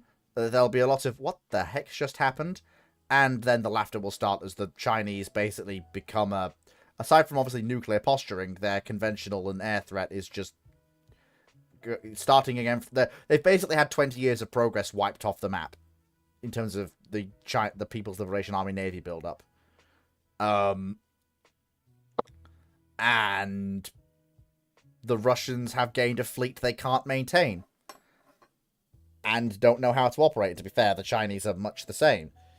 You probably see immediate, and I do mean immediate, crew transfers to get them back. We don't know the exact capabilities of China built any of their new SSNs yet. No, but we also know that they have Typhoons. They've got. We also know the Typhoons are exceptionally capable as far as SSBNs go. We've also got the 93s. Yeah, the Type 93 SSNs that are coming in. So my concern would be giving China Typhoons. Even giving China the Delta 3s and 4s that are left is still... But it's also... I noticed Larson's made a very interesting thing comment about the Pacific War in America. I mean, Nike, as Foxo said, I was technically wrong there. You can't budget for corruption. I keep getting my facts mixed up. I was wrong there. Foxo corrected me. The Russian Navy doesn't budget to corruption. Okay, you're half right. When it comes to procurement, you can budget around some degree of corruption. Because if you go like what happened with the, say, take an example of the Starfighter and that program. and how bribery was used against officials to get them to buy the starfighter at a much higher price than it was actually worth and was otherwise going to be sold for. You can budget around that. You can't budget around Private Komskrupchevich ripping the cop out of a BMP-1 to sell for vodka money while it's in storage. Oh, I do love that has been made, I think. Yeah. Good old PowerPoint man. Private Conscriptovich, and of course General, let us not forget the Holy Triad. General Oligarkov. General Oligarkov. And then, there's a third one. What is it? It's Minister something. It's Minister, Minister Korruptovich. Oh, that's it. And then you've got the professional VDV, professional soldier, Rambo. Anyway, so there is some forms of corruption you can budget for, don't get me wrong.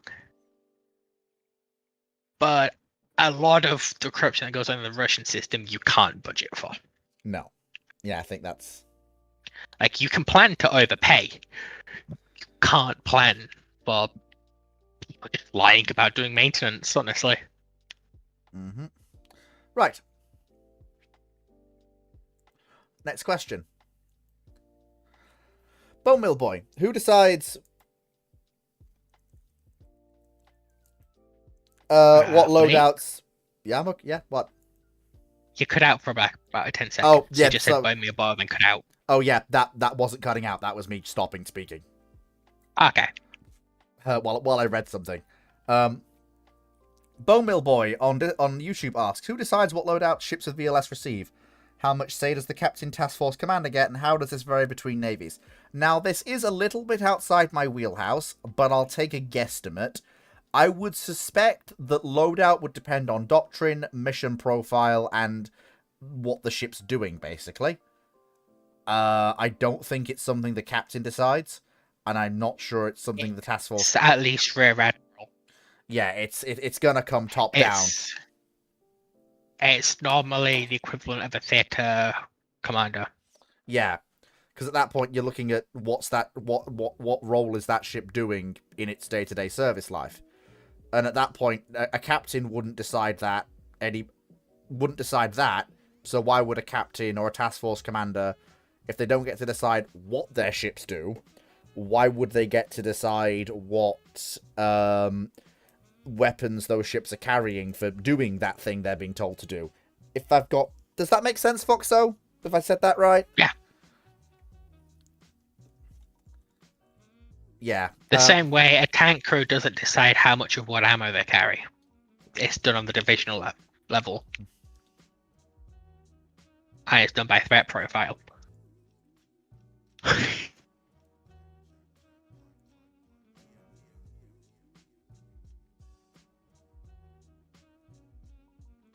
Next question. Yep. Sufficiently Nautical on Discord asks, was the Anglo-German naval agreement of 1935 a mistake for the UK? I would think it was, because it allowed the Germans and Italians to build more fast, heavy units than the UK and France combined, and it allowed Germany to begin building submarines, whose strategic use seems to be aimed directly at the UK. Interested to hear your thoughts. No, it wasn't a mistake. It was, in actuality, a very, very smart choice. Because think about it this way. The British know full well that the Germans are going to do this stuff anyway. So, why not bring it out into the open and have fascists do what fascists do best? Boast about it. Show them off. In a way that, we can look at and examine and therefore have help shape our own build policy. And, of course, it's also a wedge to get the Treasury to release more funding and get rid of the 10-year rule. It's something that looks like it's an advantage for the Axis, when in reality it's basically hands all the cards to the UK and indirectly France. You got anything you want to add, Foxo? You've also got to remember that when this is signed, it's pre-Rhineland. The UK's firmly under the doctrine of appeasement. I mean, appeasement hasn't even started. It's pre-Rhineland.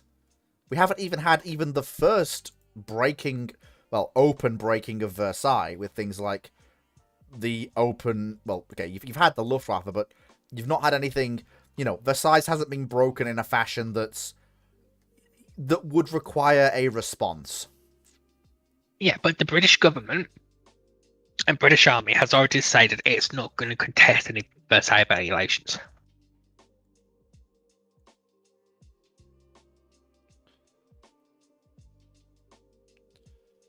Yeah. And it's willing to make concessions to the Germans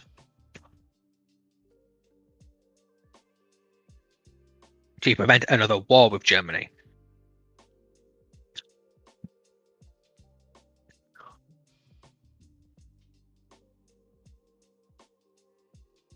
Yeah. But yeah, basically, it's something that seems like it's a mistake, but in reality, it's even at worst, it's still more favourable to the British than it is to the Germans. Don't get me wrong, if the British can stop the Germans making capital ships, period,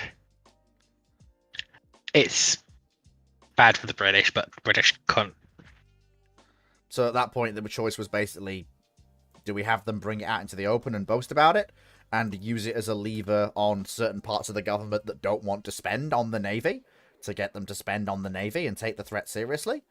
Or do we just have them keep being in secret with no benefit to us? The choice was Consider that a part of the treaty stipulations are actually followed. So the British got told about the capability of the Panzerschleife and the Panzerschleifs and Scharnhorst and Grenades now. Yep. Oh, whoops, that's the wrong thing. Actually, I need. Yeah, I think we've covered that fairly well. Do you think? Because the British, before this treaty, from what they know of Scharnhorst and Grenades now, they're expecting at least 13.5-inch guns in triples for them. Yeah.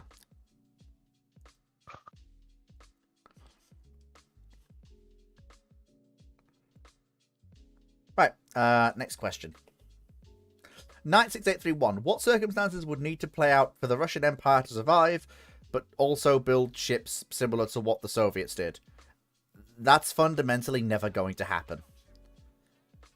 And if Imperial Russia survives, you don't have a break in ship design lineage, which means you don't get Soviet ships of basically any kind. You'll get modern combatants or period combatants of a design lineage that's coming out of Imperial design styles. The Soviet doctrine and the ships the Soviets end up building are born out of the unique circumstances that state found itself in, and the gutting of a previous design lineage to the point of non-existence. There's no real way. Before we go, can I just raise an asterisk? Yeah. Are we assuming that the Civil War doesn't happen? I mean, because if the Civil War happens and the White Russians find themselves in a similar position to the Soviets find themselves, but they're Imperial Tsarist forces that control the country, you probably see a lot of the same decisions taken, especially in the 30s. Yes, but the thing with that is that you've not got the gutting of the design bureaus, and you've also got a much larger Russian fleet, because the Black Sea Fleet is still extant in totality. It hasn't been sold off or interred. But either way, yeah, it's more the fact that you haven't had the gutting of the design houses or the people. But you probably still do see ships like Kravnik Kravkaz. Oh yeah, you will just see Imperial Russian. You will see certain, like, you will see long overdue programs completed, absolutely. But I was more referring to the properly Soviet ships. So, the ground up ships, they would not be the same at all.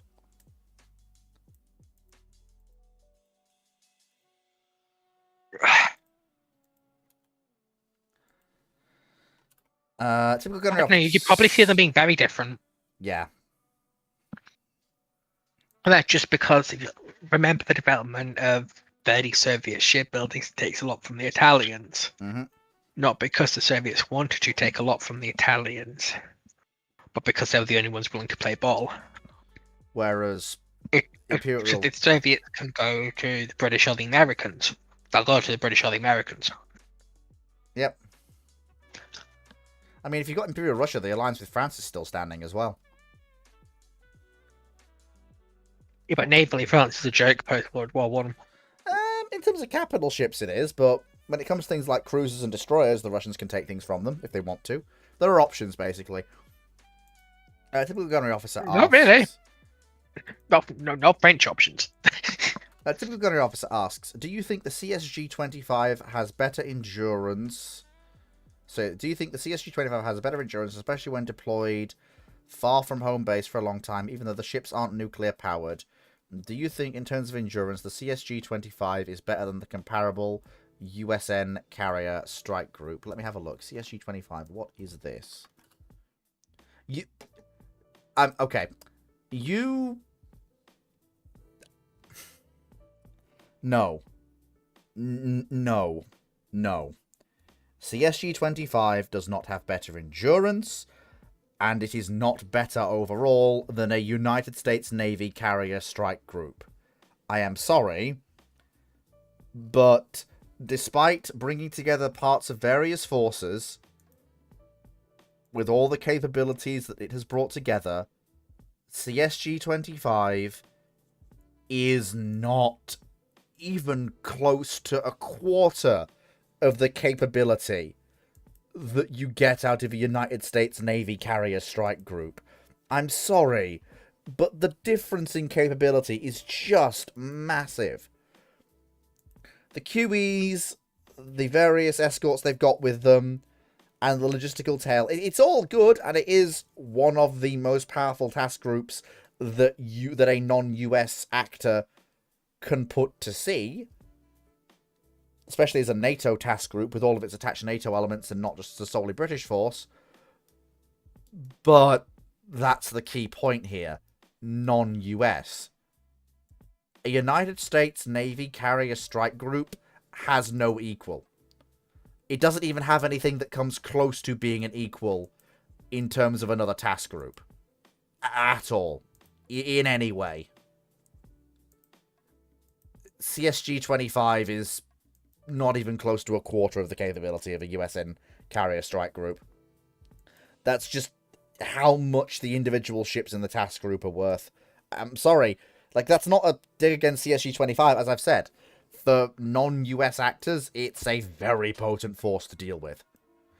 But if you're asking me to compare it to a USN carrier strike group, as I've said, the jumping capability is massive.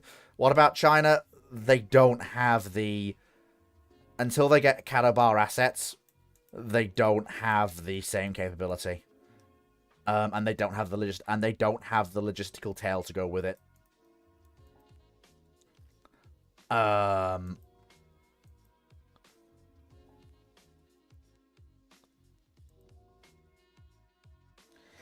This is true, Sea Dodders, and I'm not denying that. But the point is the ship at its center. The QEs are excellent carriers, especially for conventional ships with Stovall.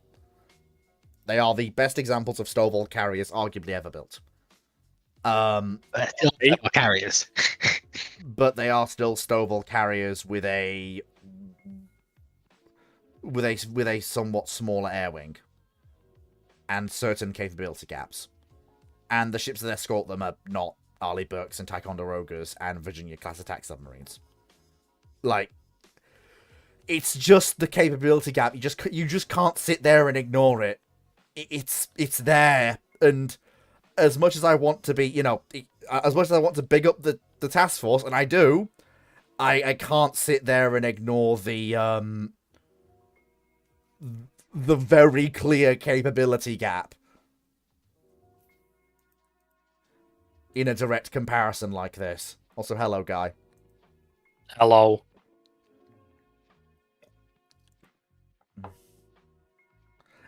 Sea Dodders, it is. It really is.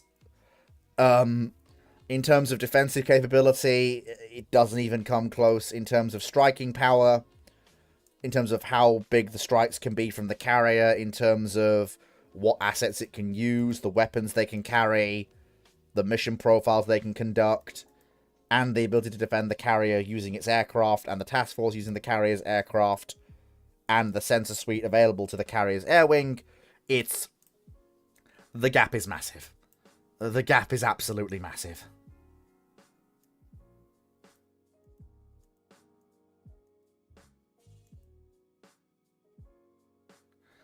Bone Mill Boy, how does the panel see the war in Sudan develop? Are there any chances of new foreign intervention, and how bad do the panel believe the famine will get? Well, I'm going to ignore the latter part of that question, as it's very morbid, and I'd rather not discuss it. The answer is significantly worse. Yeah, I think I'll just let Foxo have that as the point of view. In regards to the war in Sudan, I've not really been following it. I mean, I wasn't even aware there was a war in Sudan, if I'm going to be brutally honest with you. There's always a war in Sudan. I was aware there was a war in Sudan, but it's such a fucking shit show that it's just too confusing to really know what the hell is going on. Yeah.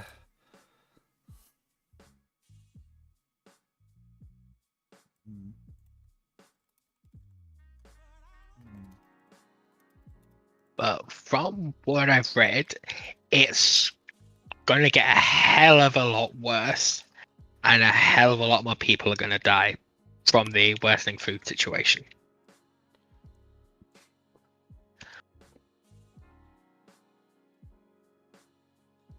Because unfortunately, from what's come out of the country that I've read, History of Everything, his podcast had a brilliant episode on this.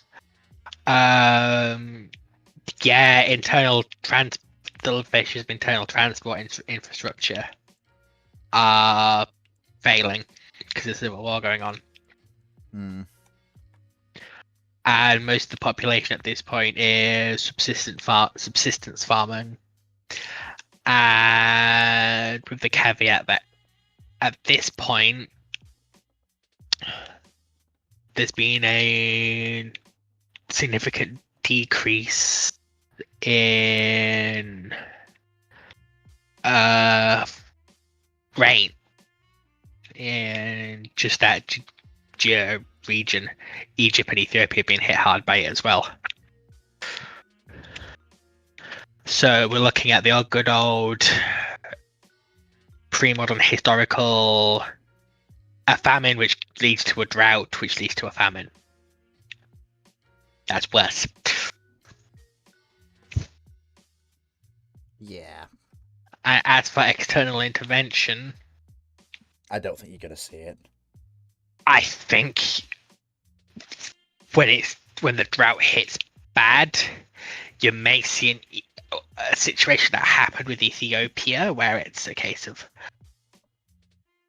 we really do not like your government and your practices, but you're at mass starvation point.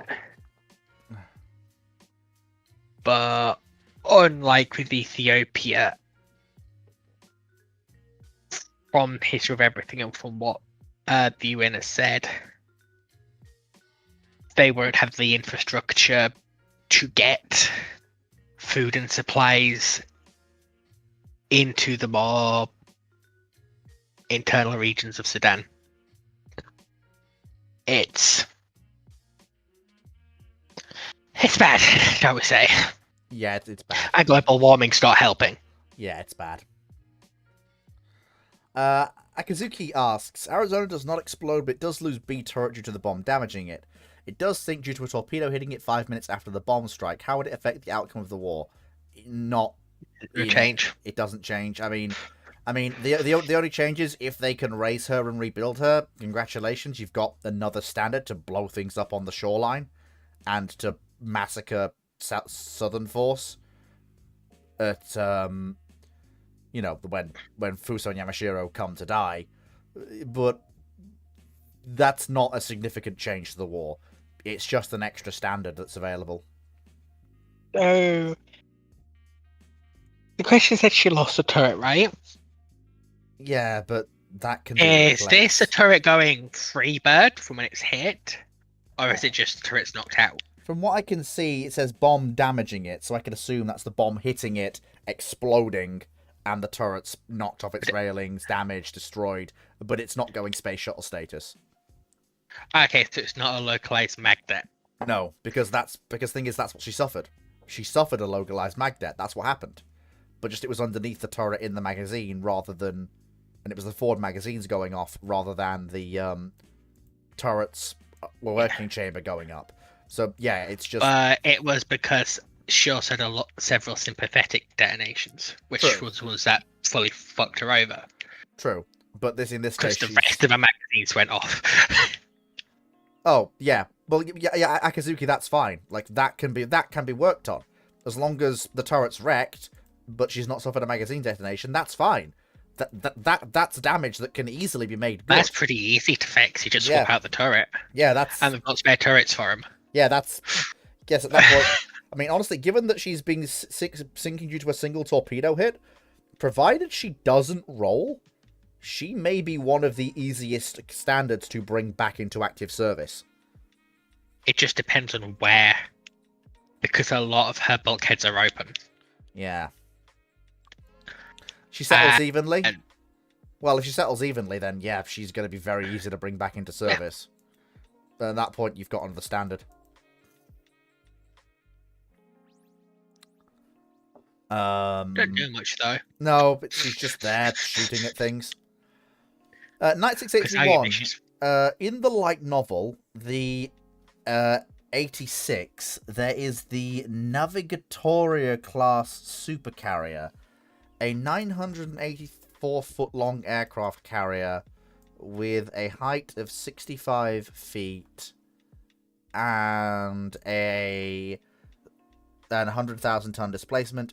Is it right to think that the length and the height are slightly too tall for a vessel that has 100,000 ton displacement given modern supercarriers? No.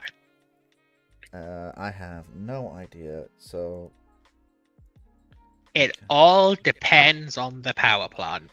She also has two twin massive depth charge launchers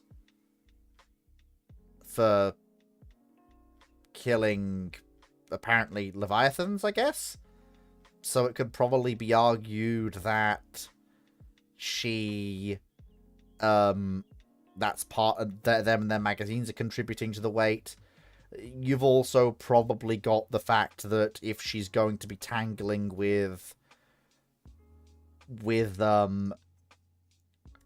things that have ability to penetrate hulls and, you know, like, dealing with penetrations that armor may reasonably deflect/resist, it's possible she may be a lot more heavily protected in terms of physical armor plating than what we're used to of carriers of today.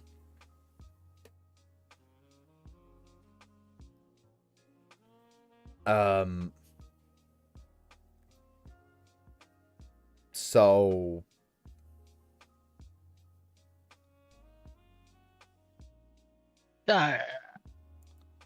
Say dimensions again. So he's used feet. So 984 feet by 65 foot high, and 100,000 tons. In meters, she's 300 meters by 20 meters in terms of length and height. Okay, she's easy within an okay displacement range for that size. She's on the lightly built sized.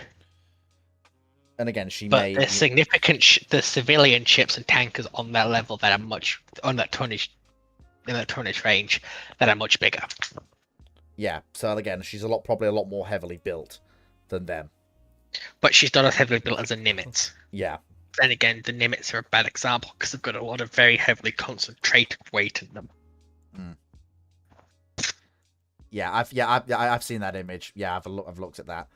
Yeah, there's nothing wrong with the ship in, from what I can see. And honestly, given the way in which you could have designed an aircraft carrier to fight these sort of roles and work this sort of way, honestly, you know what? I've seen some funky warships built for alternate settings and fiction, this is by far and away one of the better ones I've seen.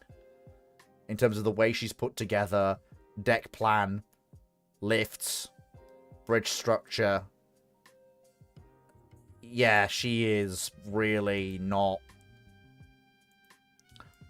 Why do they pick those turrets? I haven't the foggiest. This is the first I have heard of these ships. So... yeah. And what's special about those turrets?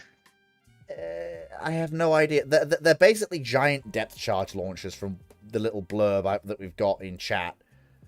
Honestly, probably they're designed so that if the Leviathan tries to grab them with claws or tentacles, the rounded shape means they, slide off, I guess. I don't know.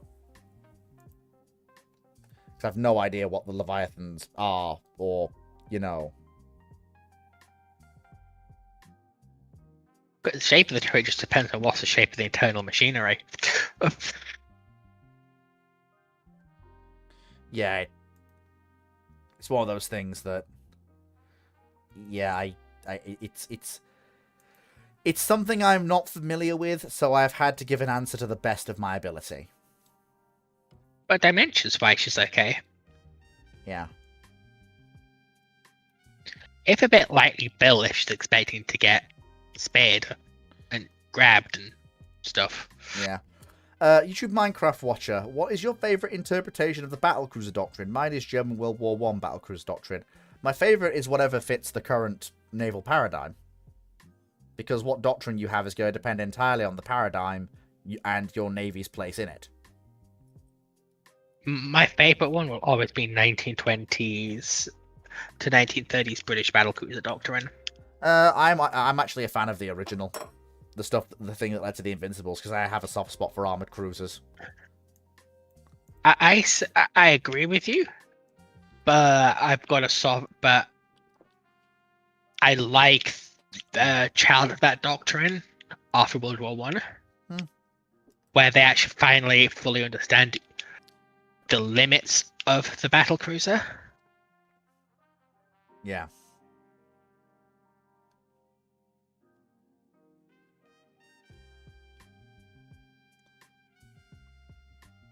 And it's just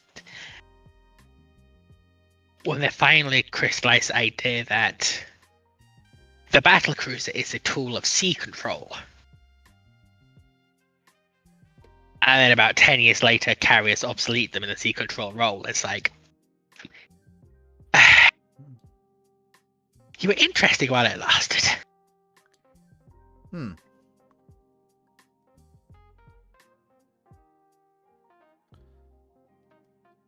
Right. Righty. So, next question. Bone Mill Boy, why didn't Von Speer count for British mine laying in the North Sea? I mean, A, he probably did, and B, what choices he got? It's the least worst of a bunch of bad options. Going through the minefield at least gives him, is A, one of the more direct routes if you're going through the North Sea, and B, it's... I mean, you can assume the British are going to mine the North Sea. If you're halfway across the world with limited communications with back home, you do not know where the minefields are.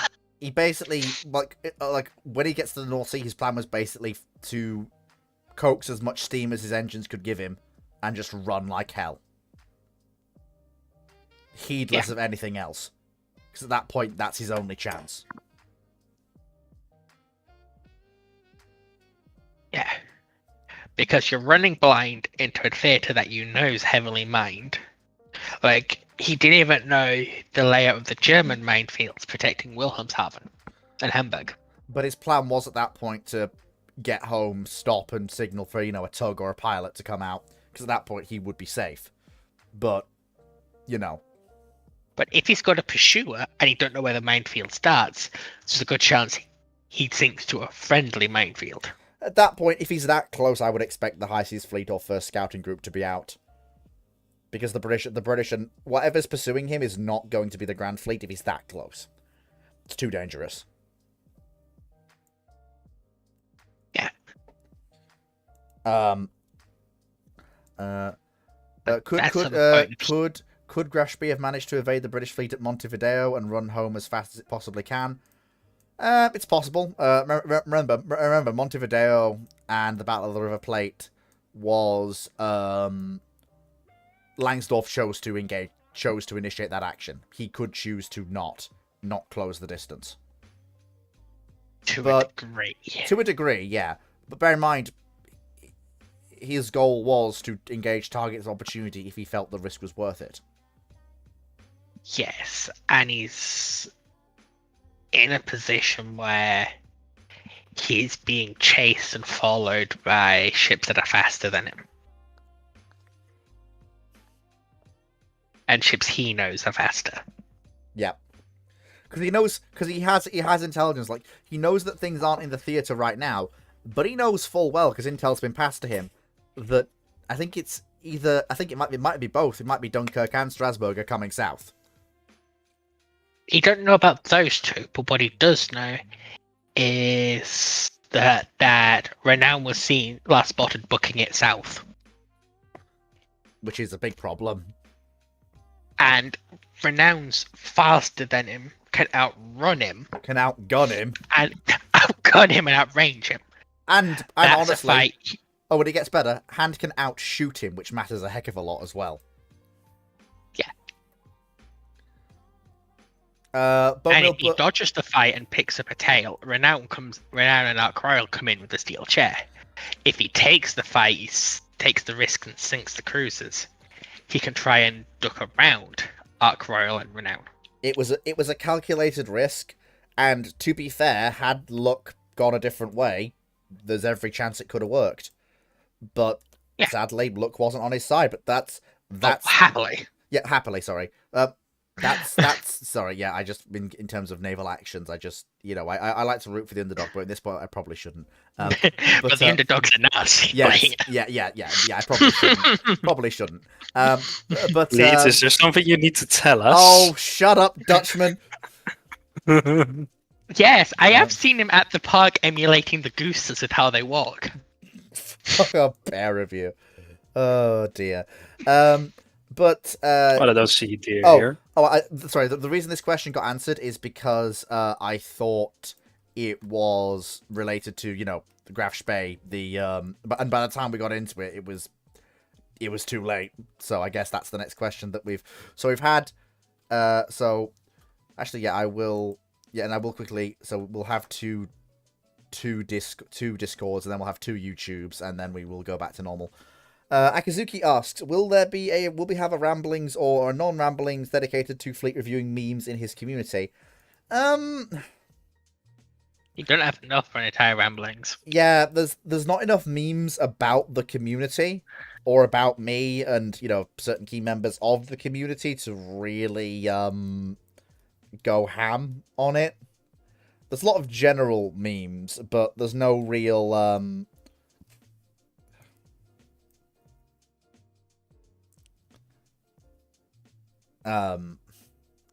yeah. So if you want there to be a meme episode, you need to make memes about the server, about me, about ship crew and all that stuff that I could review as related to me or the server or the channel. Heck, like there are a lot of screen grabs in my videos you could take, especially the stuff I'm doing on Dawn of War and Rule the Waves. Like no one's been making memes about any of the Rule the Waves playthroughs or any of the Fleet Sunday streamings that I do. When there have been a lot of moments when Fleet has just gotten his shit rocked. And it would be very memeable. But basically, if you want us to review memes, make memes. Yes. Stephen Mayer. Because there's only so many times that I think Patron still got it, where I can post it. Still asking Fleet to look at it and then going, bitch. Yeah, Stephen Mayer. HMS Dreadnought 1905 is swapped with the SSBN Dreadnought. Who goes mad in 05? What can be learned in the 1900s and modern times? Odds, parts of Britain are exposed to radiation in 1905. Well, thing is, with nuclear-powered craft, provided, especially modern nuclear-powered craft, you can't deliberately cause a radiation leak with modern reactors. you would have to basically break the system physically to cause that. Now, it's possible it could happen if they're stupid enough to try and crack it open and see what makes it tick, but radiation is a known quantity in 1905. Marie Curie's done her funny bit. People know it exists and know that it fucking sucks. But also, yeah, there's very little they can learn in the 1900s, apart from, wow, submarines get fucking big. They can't operate it, they can't use it. In modern times, oh, it's HMS Dreadnought. That's immediate preservation. Immediate preservation.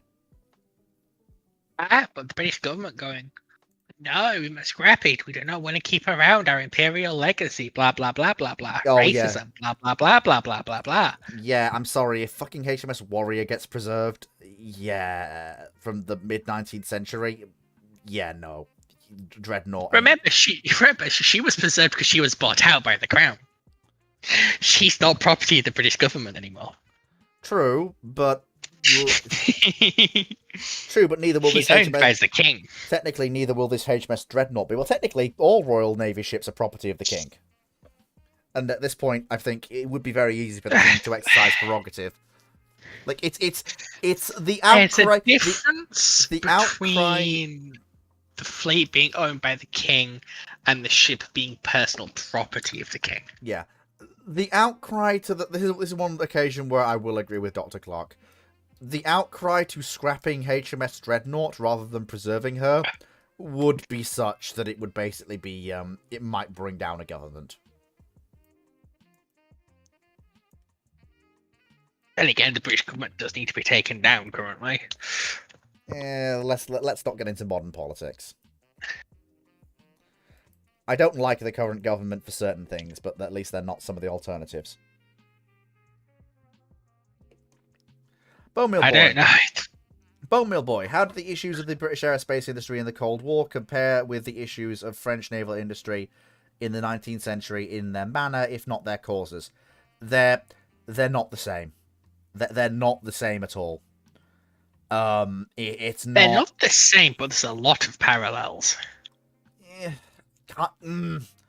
No, it's... The... If you squint at it, there are some parallels, but... Like stuff like the general inability to recapitalize, aging and obsolescent infrastructure and manufacturing techniques. Well, okay. First of all, there wasn't a lack of ability to recapitalize. That wasn't the problem. Aging infrastructure, I'll absolutely grant you, or more accurately, not so much aging infrastructure as infrastructural more to do with the location of the infrastructure rather than how modern it was. The yards themselves are pretty up to date. The problem was where they were and the lack of room to actually physically make them bigger. It's not so much obsolescence as it is location bias. The French industry wasn't obsolete either. It had chosen different design paths and styles, and in some cases backed the wrong horses when it came to development. Not so much obsolescence. But it was stuff like actual production techniques, especially when it comes to large caliber artillery. Yeah. And how you make rifling. Yeah. Which does have a lot of parallels for the British aerospace industry in the 1950s and 60s. With first, second gen, and then third generation aircraft.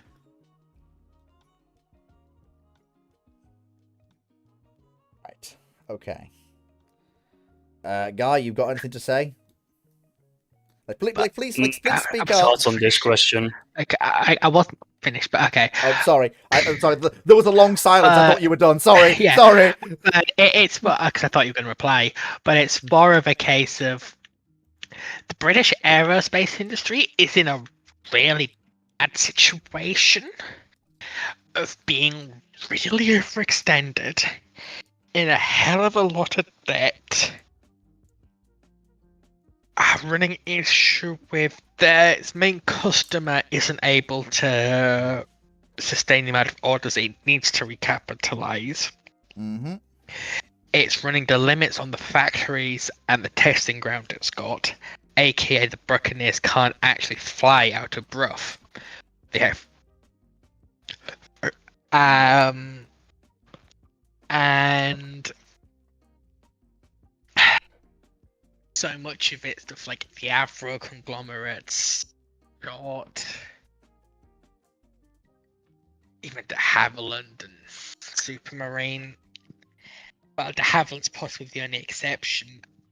Are largely imperial legacies that aren't fit for purpose anymore.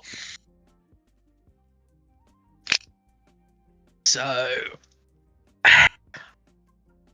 yeah, it's if you take it at it, if you take on its shallowest level, they're similar. If you actually look into the decline of the British aviation industry, the French dodged a fucking bullet getting out of their decline when they did.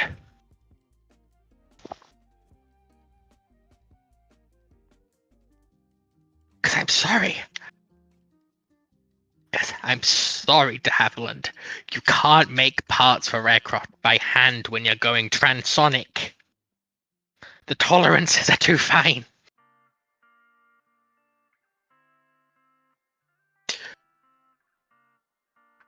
Anyway, do you want to go to the next question? Apologies, I had to duck out without saying something. Did I miss anything important?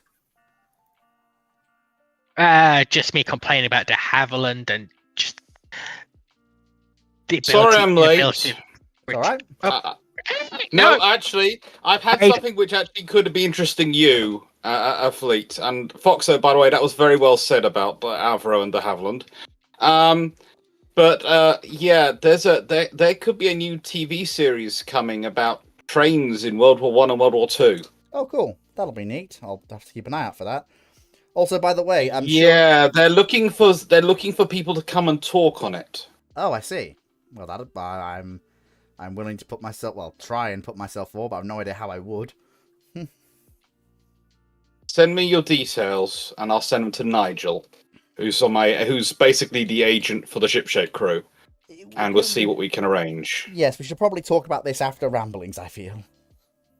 Yes, but the reason I bring up in Ramblings is it might mean that actually your first Shipshape trip is not to Japan. Eh? The filming for this might be taking place the other side of the Atlantic. So it could be your first Shipshape trip is potentially with me and Gareth to the other side of the Atlantic, depending on how it goes. When? In the teens of September. Okay. I assume we would literally be flying across for 2 days filming and then flying back. Oh, okay, sure. I mean, I can, as long as that's all paid for by the company. I can't afford. You would get paid. You would get paid for all of it at about. It'll be your first time, so it's probably going to be between $600 and $700 a day. That'll do. Yeah, that'll pay for Japan. Yeah, I know. I was having this conversation with Nigel, which was, well, if Gareth is already doing this. Yeah, I'm really jealous of it. People have started pulling out, and I know you're free, and you would be able to do it. Do you have anyone else you could recommend? Oh, both me and Gareth can recommend the same person. Gareth? Gareth who? Gareth is Gareth the Brit. Oh, yes, I keep forgetting. Yes, you keep forgetting.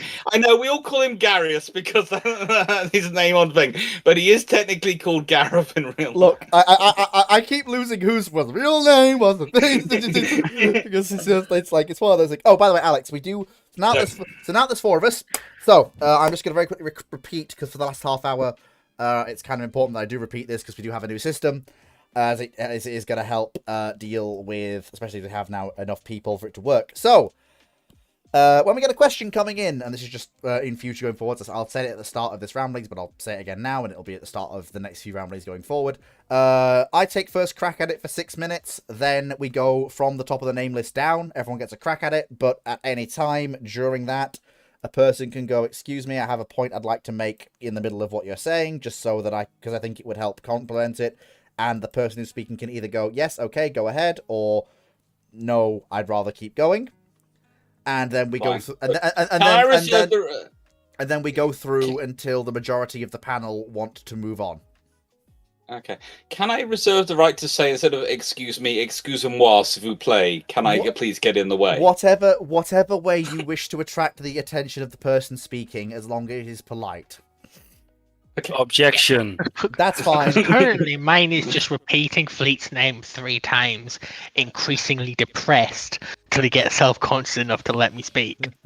So you're doing the Beetlejuice perspective methodology? Yes. Oh, come on.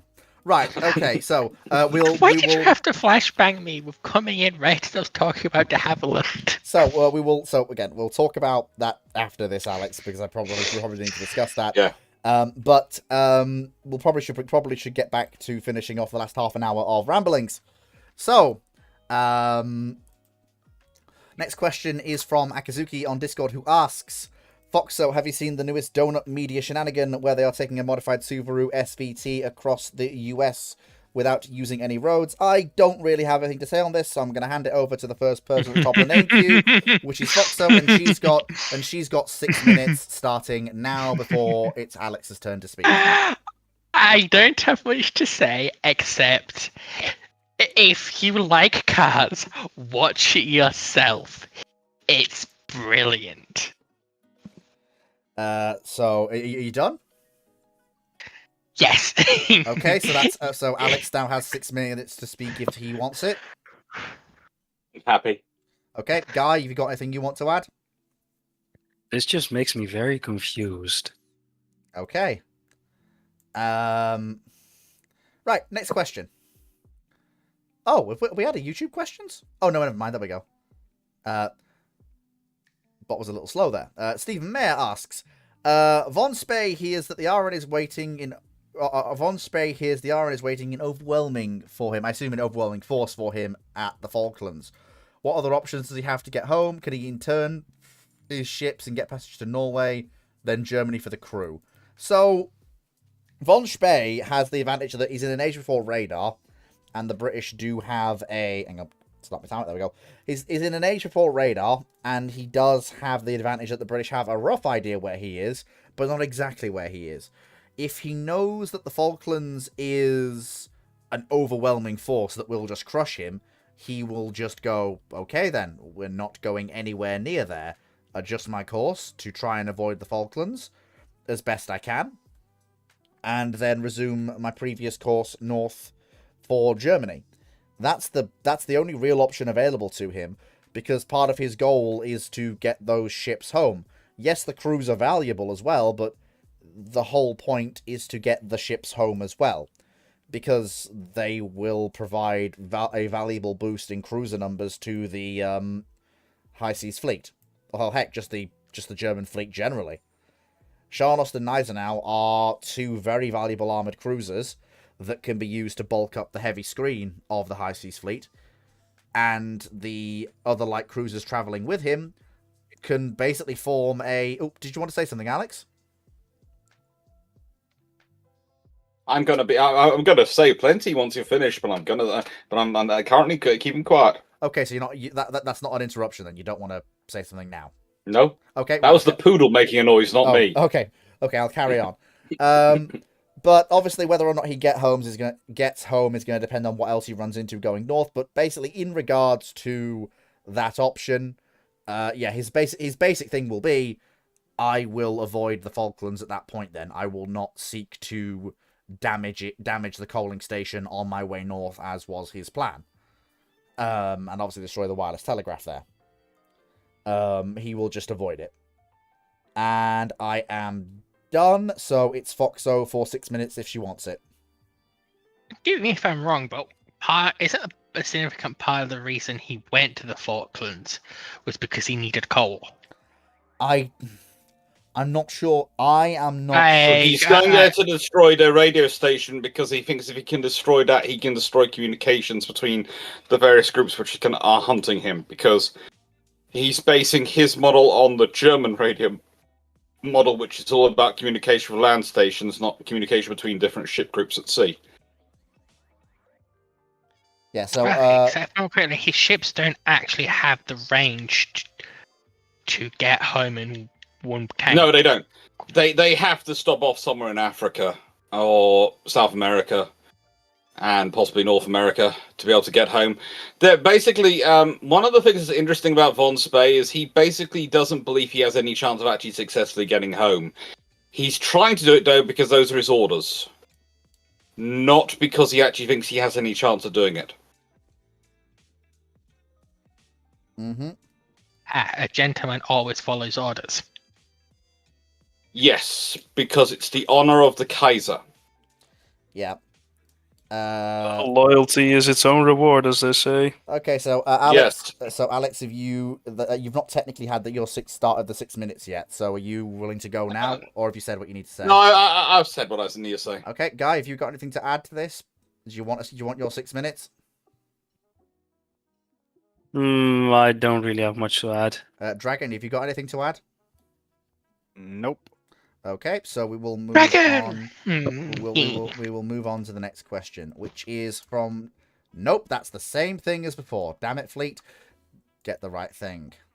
Okay, so where am I? There I am. And pretty much it's perfect timing. Right, so. Hang on, I forgot the person who wrote it. That's a bad copy and paste. Get it right, man. Go. Also, since I didn't say it earlier, hello, Brandon, because I know you actually spotted me earlier. It's quite funny, actually. That's where we are now. Brandon Larson on Discord asks, what if the Galactic Empire never fell and ended up fighting the Vuzan Vong? Sorry, Yuzan Vong, I should say. How would things Yuja Vong. Yeah, would you Dragon? How would things like the Death Stars and other strategic weapons do in a full-scale war against the Vong? Well, I will point out this is a little bit outside of my area of expertise. And I will say that I think they're going to be able to try and deal with the world ships more effectively. But Interrupt and okay. Can I interrupt and offer something? Because you might have heard occasionally our good friend Runon, who works on both our channels, does punt questions and suggest they take them to ramblings rather than brew ships on a Sunday. Mm-hmm. On Sunday, it's sci-fi brew ships, and we're hopefully going to have Glyn and others there, Glyn Stewart and possibly. I'm inviting every sci-fi person I know there, of course, so Dragon and Foxo can hold court properly. So if you want to, you do have the option of punting a question. Mm-hmm. Or you could just recommendation also, just quickly, instead of necessarily just having to throw it like that, have it re-asked again there for their opinions as well. Yeah. Oh yeah, but I think if I may just I was actually done. So we're gonna move on, go down the list as we do. So Foxo, do you want 6 minutes, or have you got things you want to say? Or It's pretty simple. hang on, let me just stop. Okay, go. The Empire, despite all its flaws, is still much more organized than the New Republic and the Imperial Remnants. And it's probably going to be a lot less infighting. And it's a chance that the Death Star 1 and 2 are around. Which they exist to fight the world ships, if I remember my old legends correctly. Anyway, Dragon will have to correct us on that when he talks. Done. Okay, done. Alex, have you got anything to say? Broadly speaking, I agree with Foxo, but also would add the thing about the Empire is it literally is one massive logistics and infrastructure system. That's the one thing they really are actually quite good at, which is really weird because actually fascist states normally aren't good at it. Which is the really weird thing. People imagine fascist states are going to be good at logistics and infrastructure, so they put it on the Empire. But actually, most fascist states are actually terrible at logistics and infrastructure. Mm-hmm. Carry on. No, I think that's... So are you done? Yeah. Okay, so Guy, have you got anything you want to add? Use your wrong ships go boom. Okay. Well, this is what we've been waiting for. Dragon, I assume you want the full 6 I minutes, kind of yeah? wish there was more. I kind of wish there was more context, but I assume you want the Mo- full 6 minutes, yeah? yeah. Well, no, it's as in because the question is, Galactic Empire never fell. Is very vague. So I'm just trying to quickly think I would just... what this implies. I guess actually that would probably be the best way of doing it. So okay then.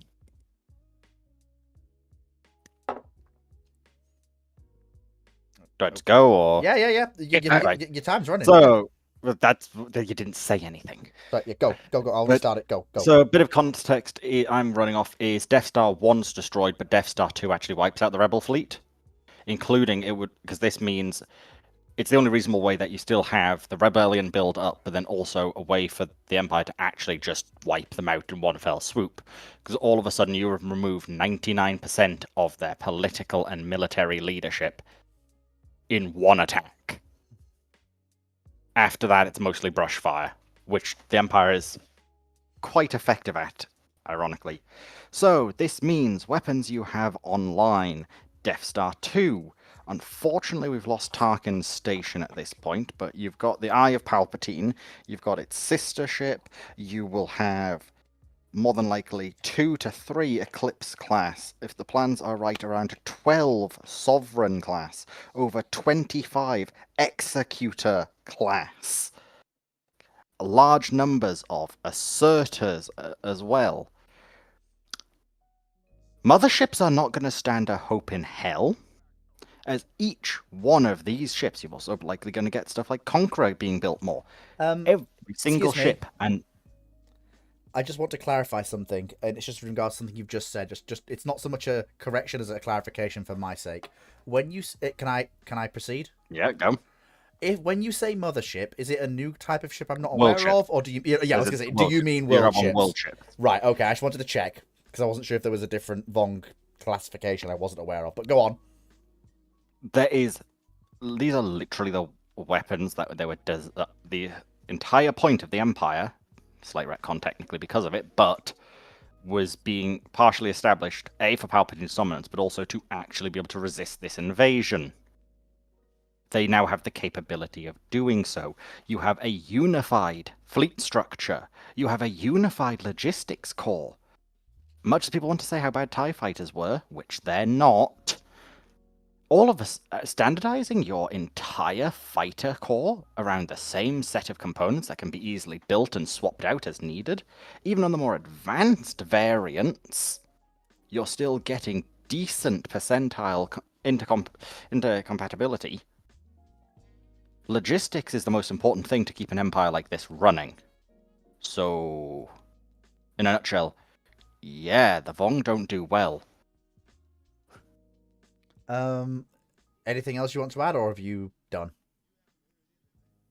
It would require a lot more discussion and in-depth stuff, but that's a gist of it I can actually do in 6 minutes instead of 60. You've still got 3 minutes left if you want to go a bit further.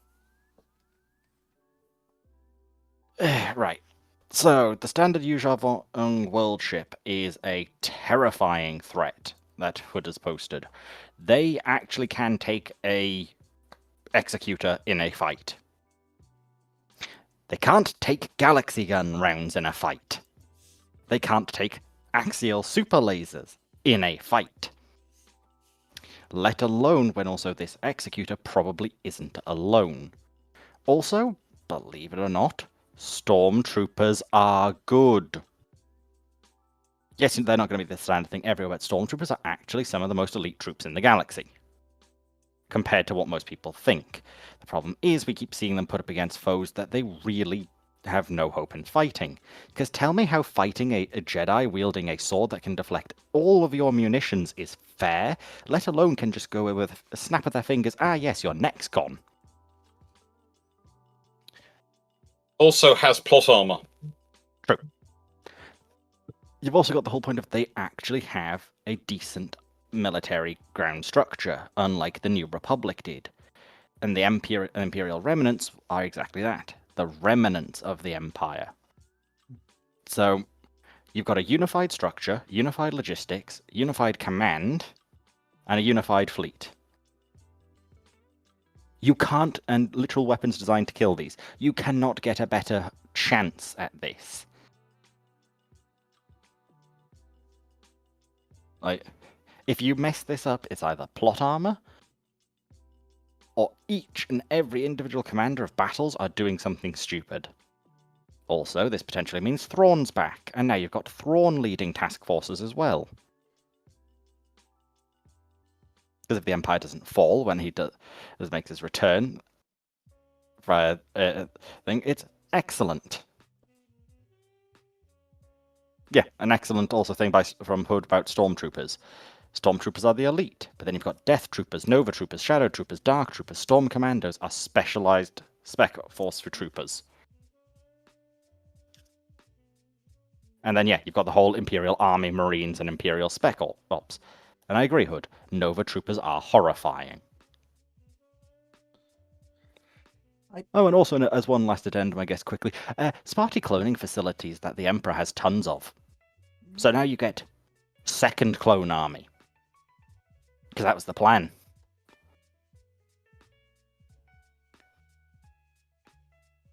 Well, that's kind of useful, the second clone army. That actually is going to add a lot of extra things onto them.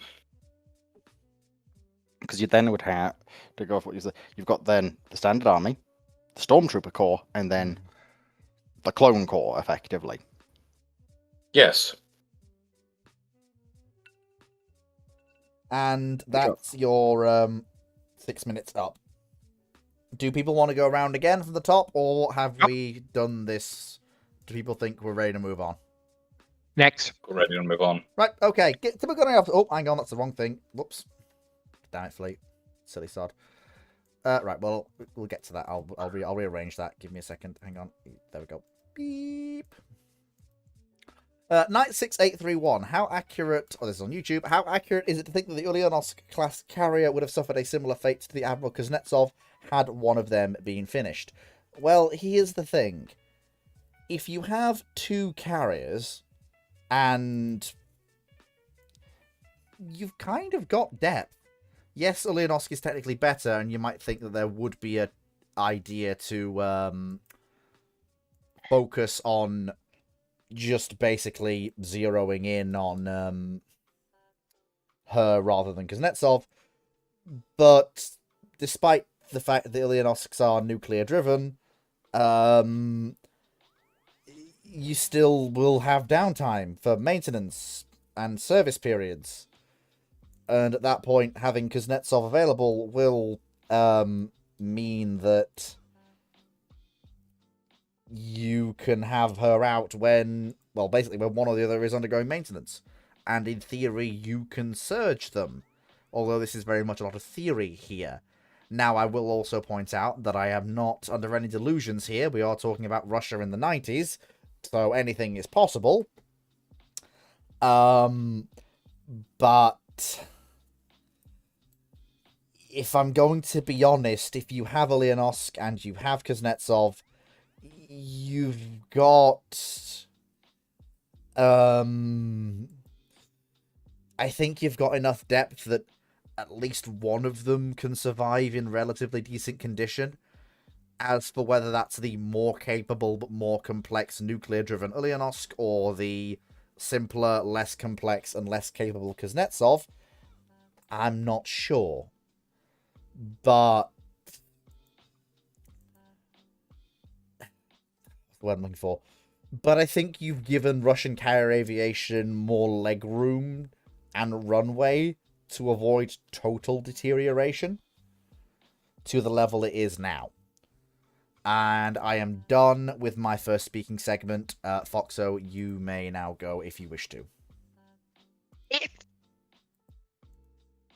issue with Ulyanovsk is that I don't think Flea gave it the depth and reverence and hatred it deserves. But the 90s and the 2000s, they're going to kill her. Because in the West,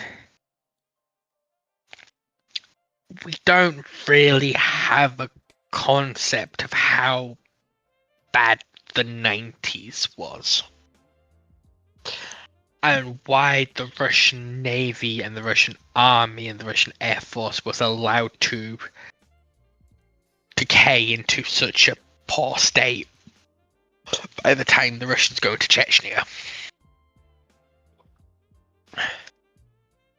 And if I'm being realistic, and from what I know about the economic and political realities of Russia at that point, and be advised, I'm no expert on them, I don't think she'll survive the 90s in Russian hands. I know it seems unlikely, but a part of me just thinks that she'll just get put into reserve and sort of just sit there, because the Russians won't be able to pay for her. They won't be able to pay for her to operate, and their one yard that can work on her, Mariupol, is currently not part of Russia, and the government that controls it are really not interested in anything to do with Russia. So how I see is that she either gets basically rusted out sitting there, or maybe she gets the Variag treatment. Excuse me. And sold off. Go on. I would just like to clarify that I'm not sure. Are we saying that the question is saying that she's finished before the Soviet Union collapses, which I know is magic, but is that what we're saying? I just want to confirm. Is everyone operating under that assumption, or are we saying she's somehow finished after the collapse of the Soviet Union? I'm going off the idea that she's finished before the fall of the Soviet Union. Okay. Because she's not going to be finished after. The Russians didn't finish the ships they were building. I put in a stroke she's mostly finished before the fall, so he's probably it's done. Alex. If I was, No, let him speak. Yeah. Because you asked the question of all us when we're sort of our timing would be put up, and I'd say it would be a case of it'll probably be mostly finished, but if we're going to add in realism, it wouldn't be completely finished by the fall. So it would be like the situation Kuznetsov was in, where she was in the fitting out stage when she was stolen. Yeah, so that's about appropriate, I'd reckon. That would make sense. Actually, if she's in that state, then in my answer, I don't think the Russians are ever getting her into service. They had so much issues getting Kuznetsov into service. And you've given them a much bigger, much more complex hull that they're now dealing with a nuclear reactor. While Kuznetsov is there. She's cheaper and can do the same job in the immediate future. But who's next? That would be Dr. Clark. Alex. Okay, hang on. Your time starts now. Conversely, I'd say actually it's more likely she gets completed and Kuznetsov doesn't, and the reason for that is she is nuclear powered. And one of the few sections that they do keep funding and they do actually support is the nuclear section of the Navy. It's the nuclear parts of it. And it's actually kind of useful. And also, it will work for them because it means they won't need to fill her up. She'll just be able to keep wandering around, being a status symbol. And also, because she's bigger, that gives you more space to do things in her. One of the things that's often forgotten, and one of the things you talk about with naval architecture quite a lot, is actually how much space, how much deck space, how much hull space have you included for future-proofing, for future designing. And she has a lot more of that in it. Now, I do agree she's a more complicated design, but also I think that means if she's at that level, finishing her off once they've done it is going to give them more of ability in terms of aircraft to come in. an aircraft they can use on her, because she is a slightly more flexible tool when it comes to it. She's not as limited in her Stobar form as she might be. In fact, they could even complete her in Catabar form. Excuse me. If I can just Yes? pose a question. Now, we know that Ilianos was going to be completed with 2 cats and a ski jump, along with, obviously, recovery capability. Now, are you saying that they might just go whole hog and complete her as a fully Catabar asset? And would that be compatible with her keeping her granite launchers? It would. That's what's way. If you go for a complete Catabar, you don't want to keep the granites.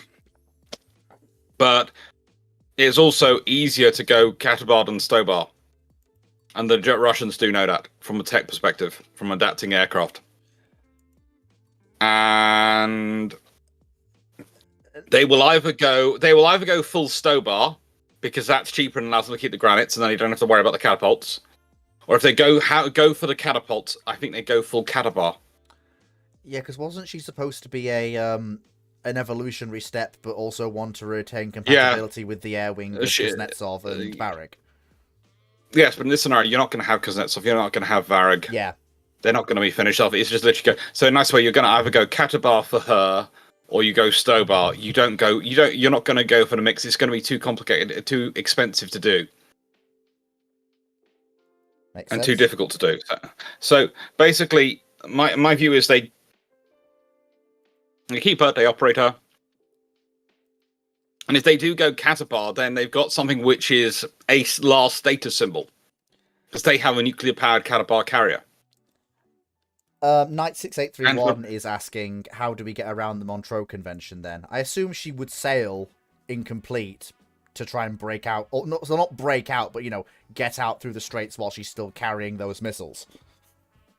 Well, alternatively, in nicest way, the Montreux Convention being as it is there, but the fact is, as long as she's not operated, if the Turks hear that she's not going to be operated in the Black Sea, but it's just leaving the Black Sea after having been built there, they probably just let her through because it's just easier. She's not their problem. They take the heavy aviation carrying cruiser designation as the official thing and let her through, because then she's no longer their problem.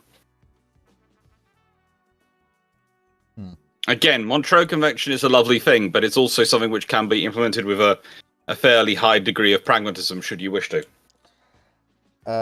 Is that you done for now, or have you got something more to say?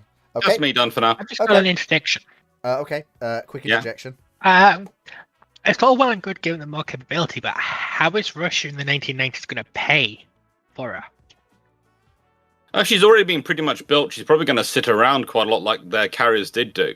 But also, the thing is, with her being nuclear power, she forms part of their nuclear power setup, which is kind of more useful to them. That's something they can utilize. Because that's something they do, how do I put this politely? They do fund even in that period. Mainly because it's a legacy of the accidents of the Cold War, of the Soviet era. They are very careful about letting their nuclear capabilities denigrate at that point.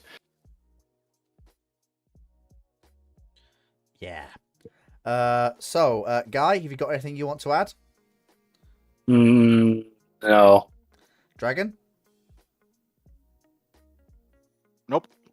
So I'm just going to come back round and go sort of a bit of a back and forth with Alex for a couple of minutes using my section. So basically you're saying that Kuznetsov and Varag are chaffed, kind of, to make way for Ilianovsk? Yeah, you can pay for one. Which do you pay for? Yeah. The one which is going to be the nuclear-powered Catabar status symbol. That means you're the same as America and France. Or the ones which are not. And at that point, you could offer both up for sale, technically. Yes. And which means you can offer a really good price, in which case India might actually go for that. Because that gives them 2 carriers.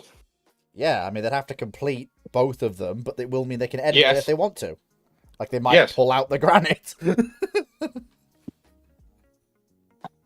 And also, I know that Mazut isn't fuel oil. Well, not to the same extent that Western fuel oil is.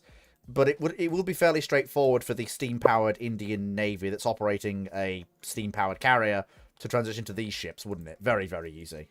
And honestly, the Indians could probably adapt it so it could run on more than Mazut. Because the boiler that can run on Mazut, if you put in proper fuel, Oh boy. can usually do fairly well. That certainly seems what the Indians have found with Baku. But don't you have to run them very lean if you're running them on actual fuel oil, not Mazut?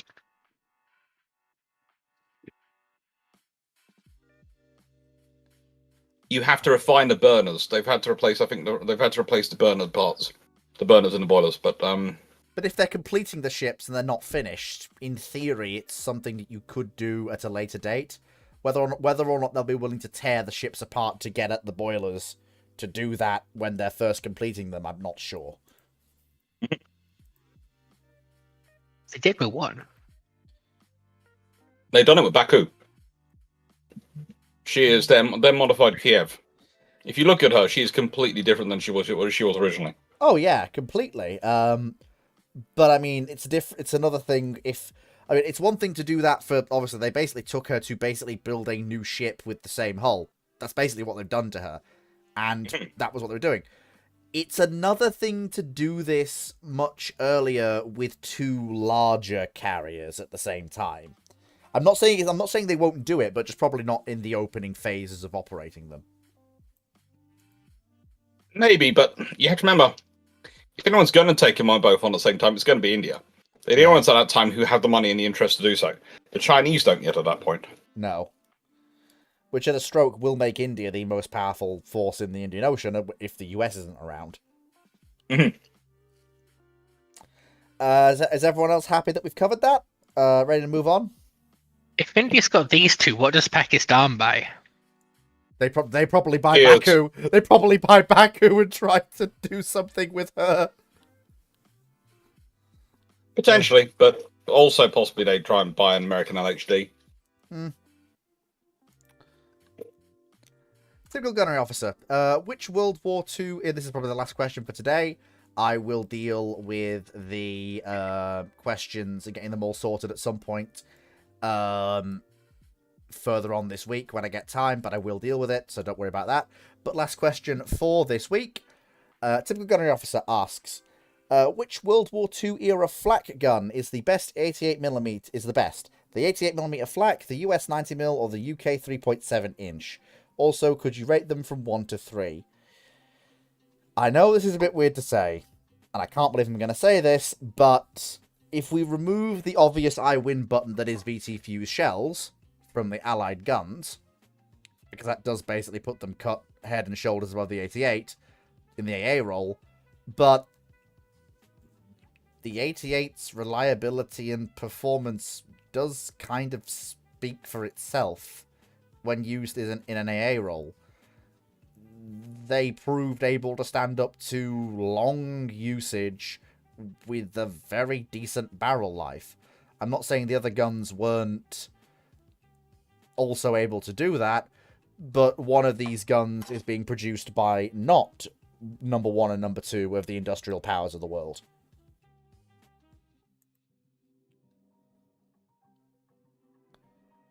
To be fair, though, they're all large caliber flak guns in that range.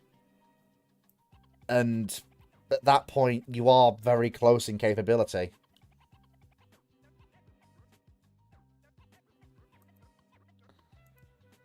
Okay, I'm done. So, Foxo, you got something to say? Right. So you've got to really break it down into 3 to 4 categories.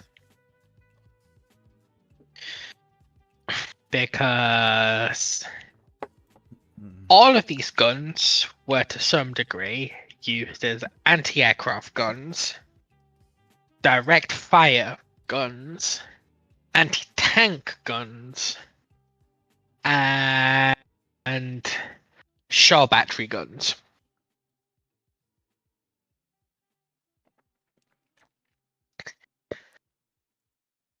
So, and we're doing this without VT fuses, yeah? Yeah, that does kind of very much tilt it in favor of the allies in a very significant way. When it comes to anti-aircraft capability, I would go 3.7, 88, the 90mm. Just because I'm assuming it's the long 88 in the static emplacement. When it comes for the anti-tank role, it's 90mm 88, then the 3.7 inch, because the 3.7 inch didn't get an armor piercing round. Well, correction, it got an armor piercing round, it got an absolutely shite one. And as a direct fire weapon, they were much the same about nothing. It's basically a 3-inch plus gun, firing HE at you at range. It's both the ATA and the 3.7 worked in. Actually, also the 90mm did those jobs in North Africa and Italy perfectly well. As for their use on naval craft, I'll throw that bone to Dr. Clark. Done. Yep. So, Alex, your turn, I guess. What really gets used on some naval vessels realistically in terms of larger numbers is the 88 to an extent for the Germans, and mostly that's put on their flak conversions. A lot of these guns are land-based. Yeah, they're land-based guns. I thought the Americans I would put say if I was 90mm on some of their stuff. 90mm on some of their stuff. I thought the Americans put the 90mm on some of their smaller stuff. Like, it's mostly put on things like tank landing craft and the various conversions of those. So they're kind of interesting if you're fitting on a landing craft. Basically, they're fitting almost everything they can onto landing craft at certain points for various reasons. To defend against the kamikaze speedboats, especially in the Pacific campaign. I would... Honestly, they're all kind of much of muchness. I would agree. I'd say the moment you take out the VT fuse from it, that means to an extent you have to discount the shells for all the different variations of shells, which means you're looking at the guns. In which case, the guns are much of a muchness as far as I'm concerned. Because for example, if we take out the VT fuses, well, that's fine. But there again, if you consider the anti-tank, some of them have that affects 2 of them in terms of their air defense capability. There are another 2 which have decent armor-piercing shells because someone actually works on it to give them an armor-piercing shell. But we're not taking their armor-piercing shells out of it, and there are 2 which have a far better high explosive shell. And so you have to it's understandable, because we're asked to compare the guns, but the moment you start taking the shells, you have to take almost all the shells out of it and look at it and go, okay, so looking at these guns, just as the guns themselves, the performance, what they bring to the party alone, without any of the things being added into them, if they were just firing a cannonball, which would I prefer to be firing against me, it's all much of a muchness. So that's me, really. Guy?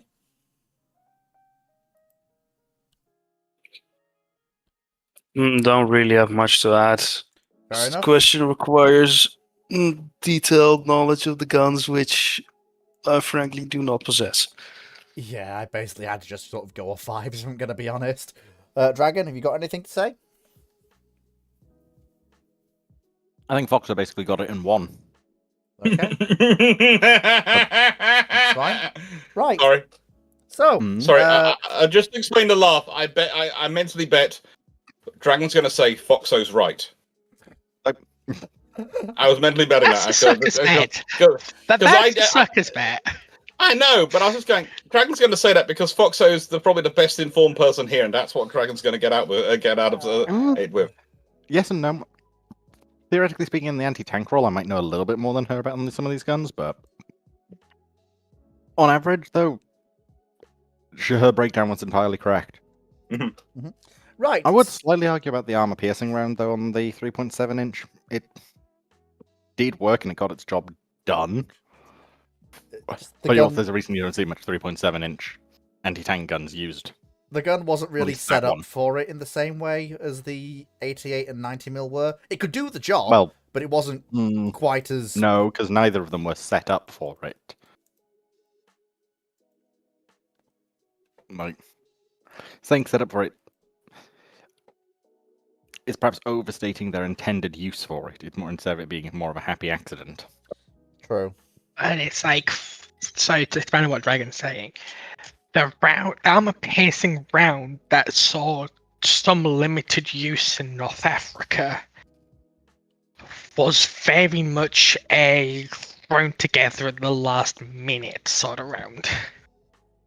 It was under pressure for what the breach could provide, and it didn't have a ballistic cap, and in testing was found to have a significant shatter rate against armor plate.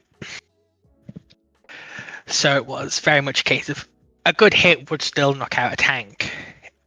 It just didn't have the bandwidth of what it could knock out as the other guns would have. Just to clarify. Mm-hmm. But yes, all of them got used against tanks.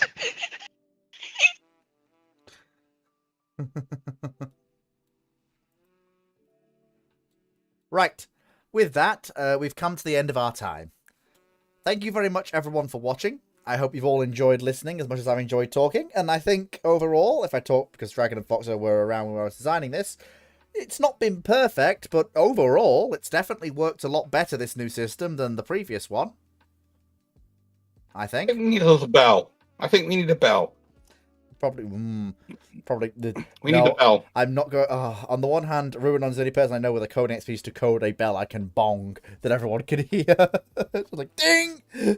No. Play is simple. You give us access to the soundboard, and you're putting a bell sound. If I give you access to the soundboard, we're never going to hear the end of it. Literally. Make my bell a cow going moo. Moo. I'm sorry, Flea. Do you not want to take this Faustian bargain? I mean, honestly, you know what? You may actually be right there. Like, I suppose, honestly, you know what? To give you the rather than, ideal answer. rather than saying "excuse me," yeah, that would probably be better.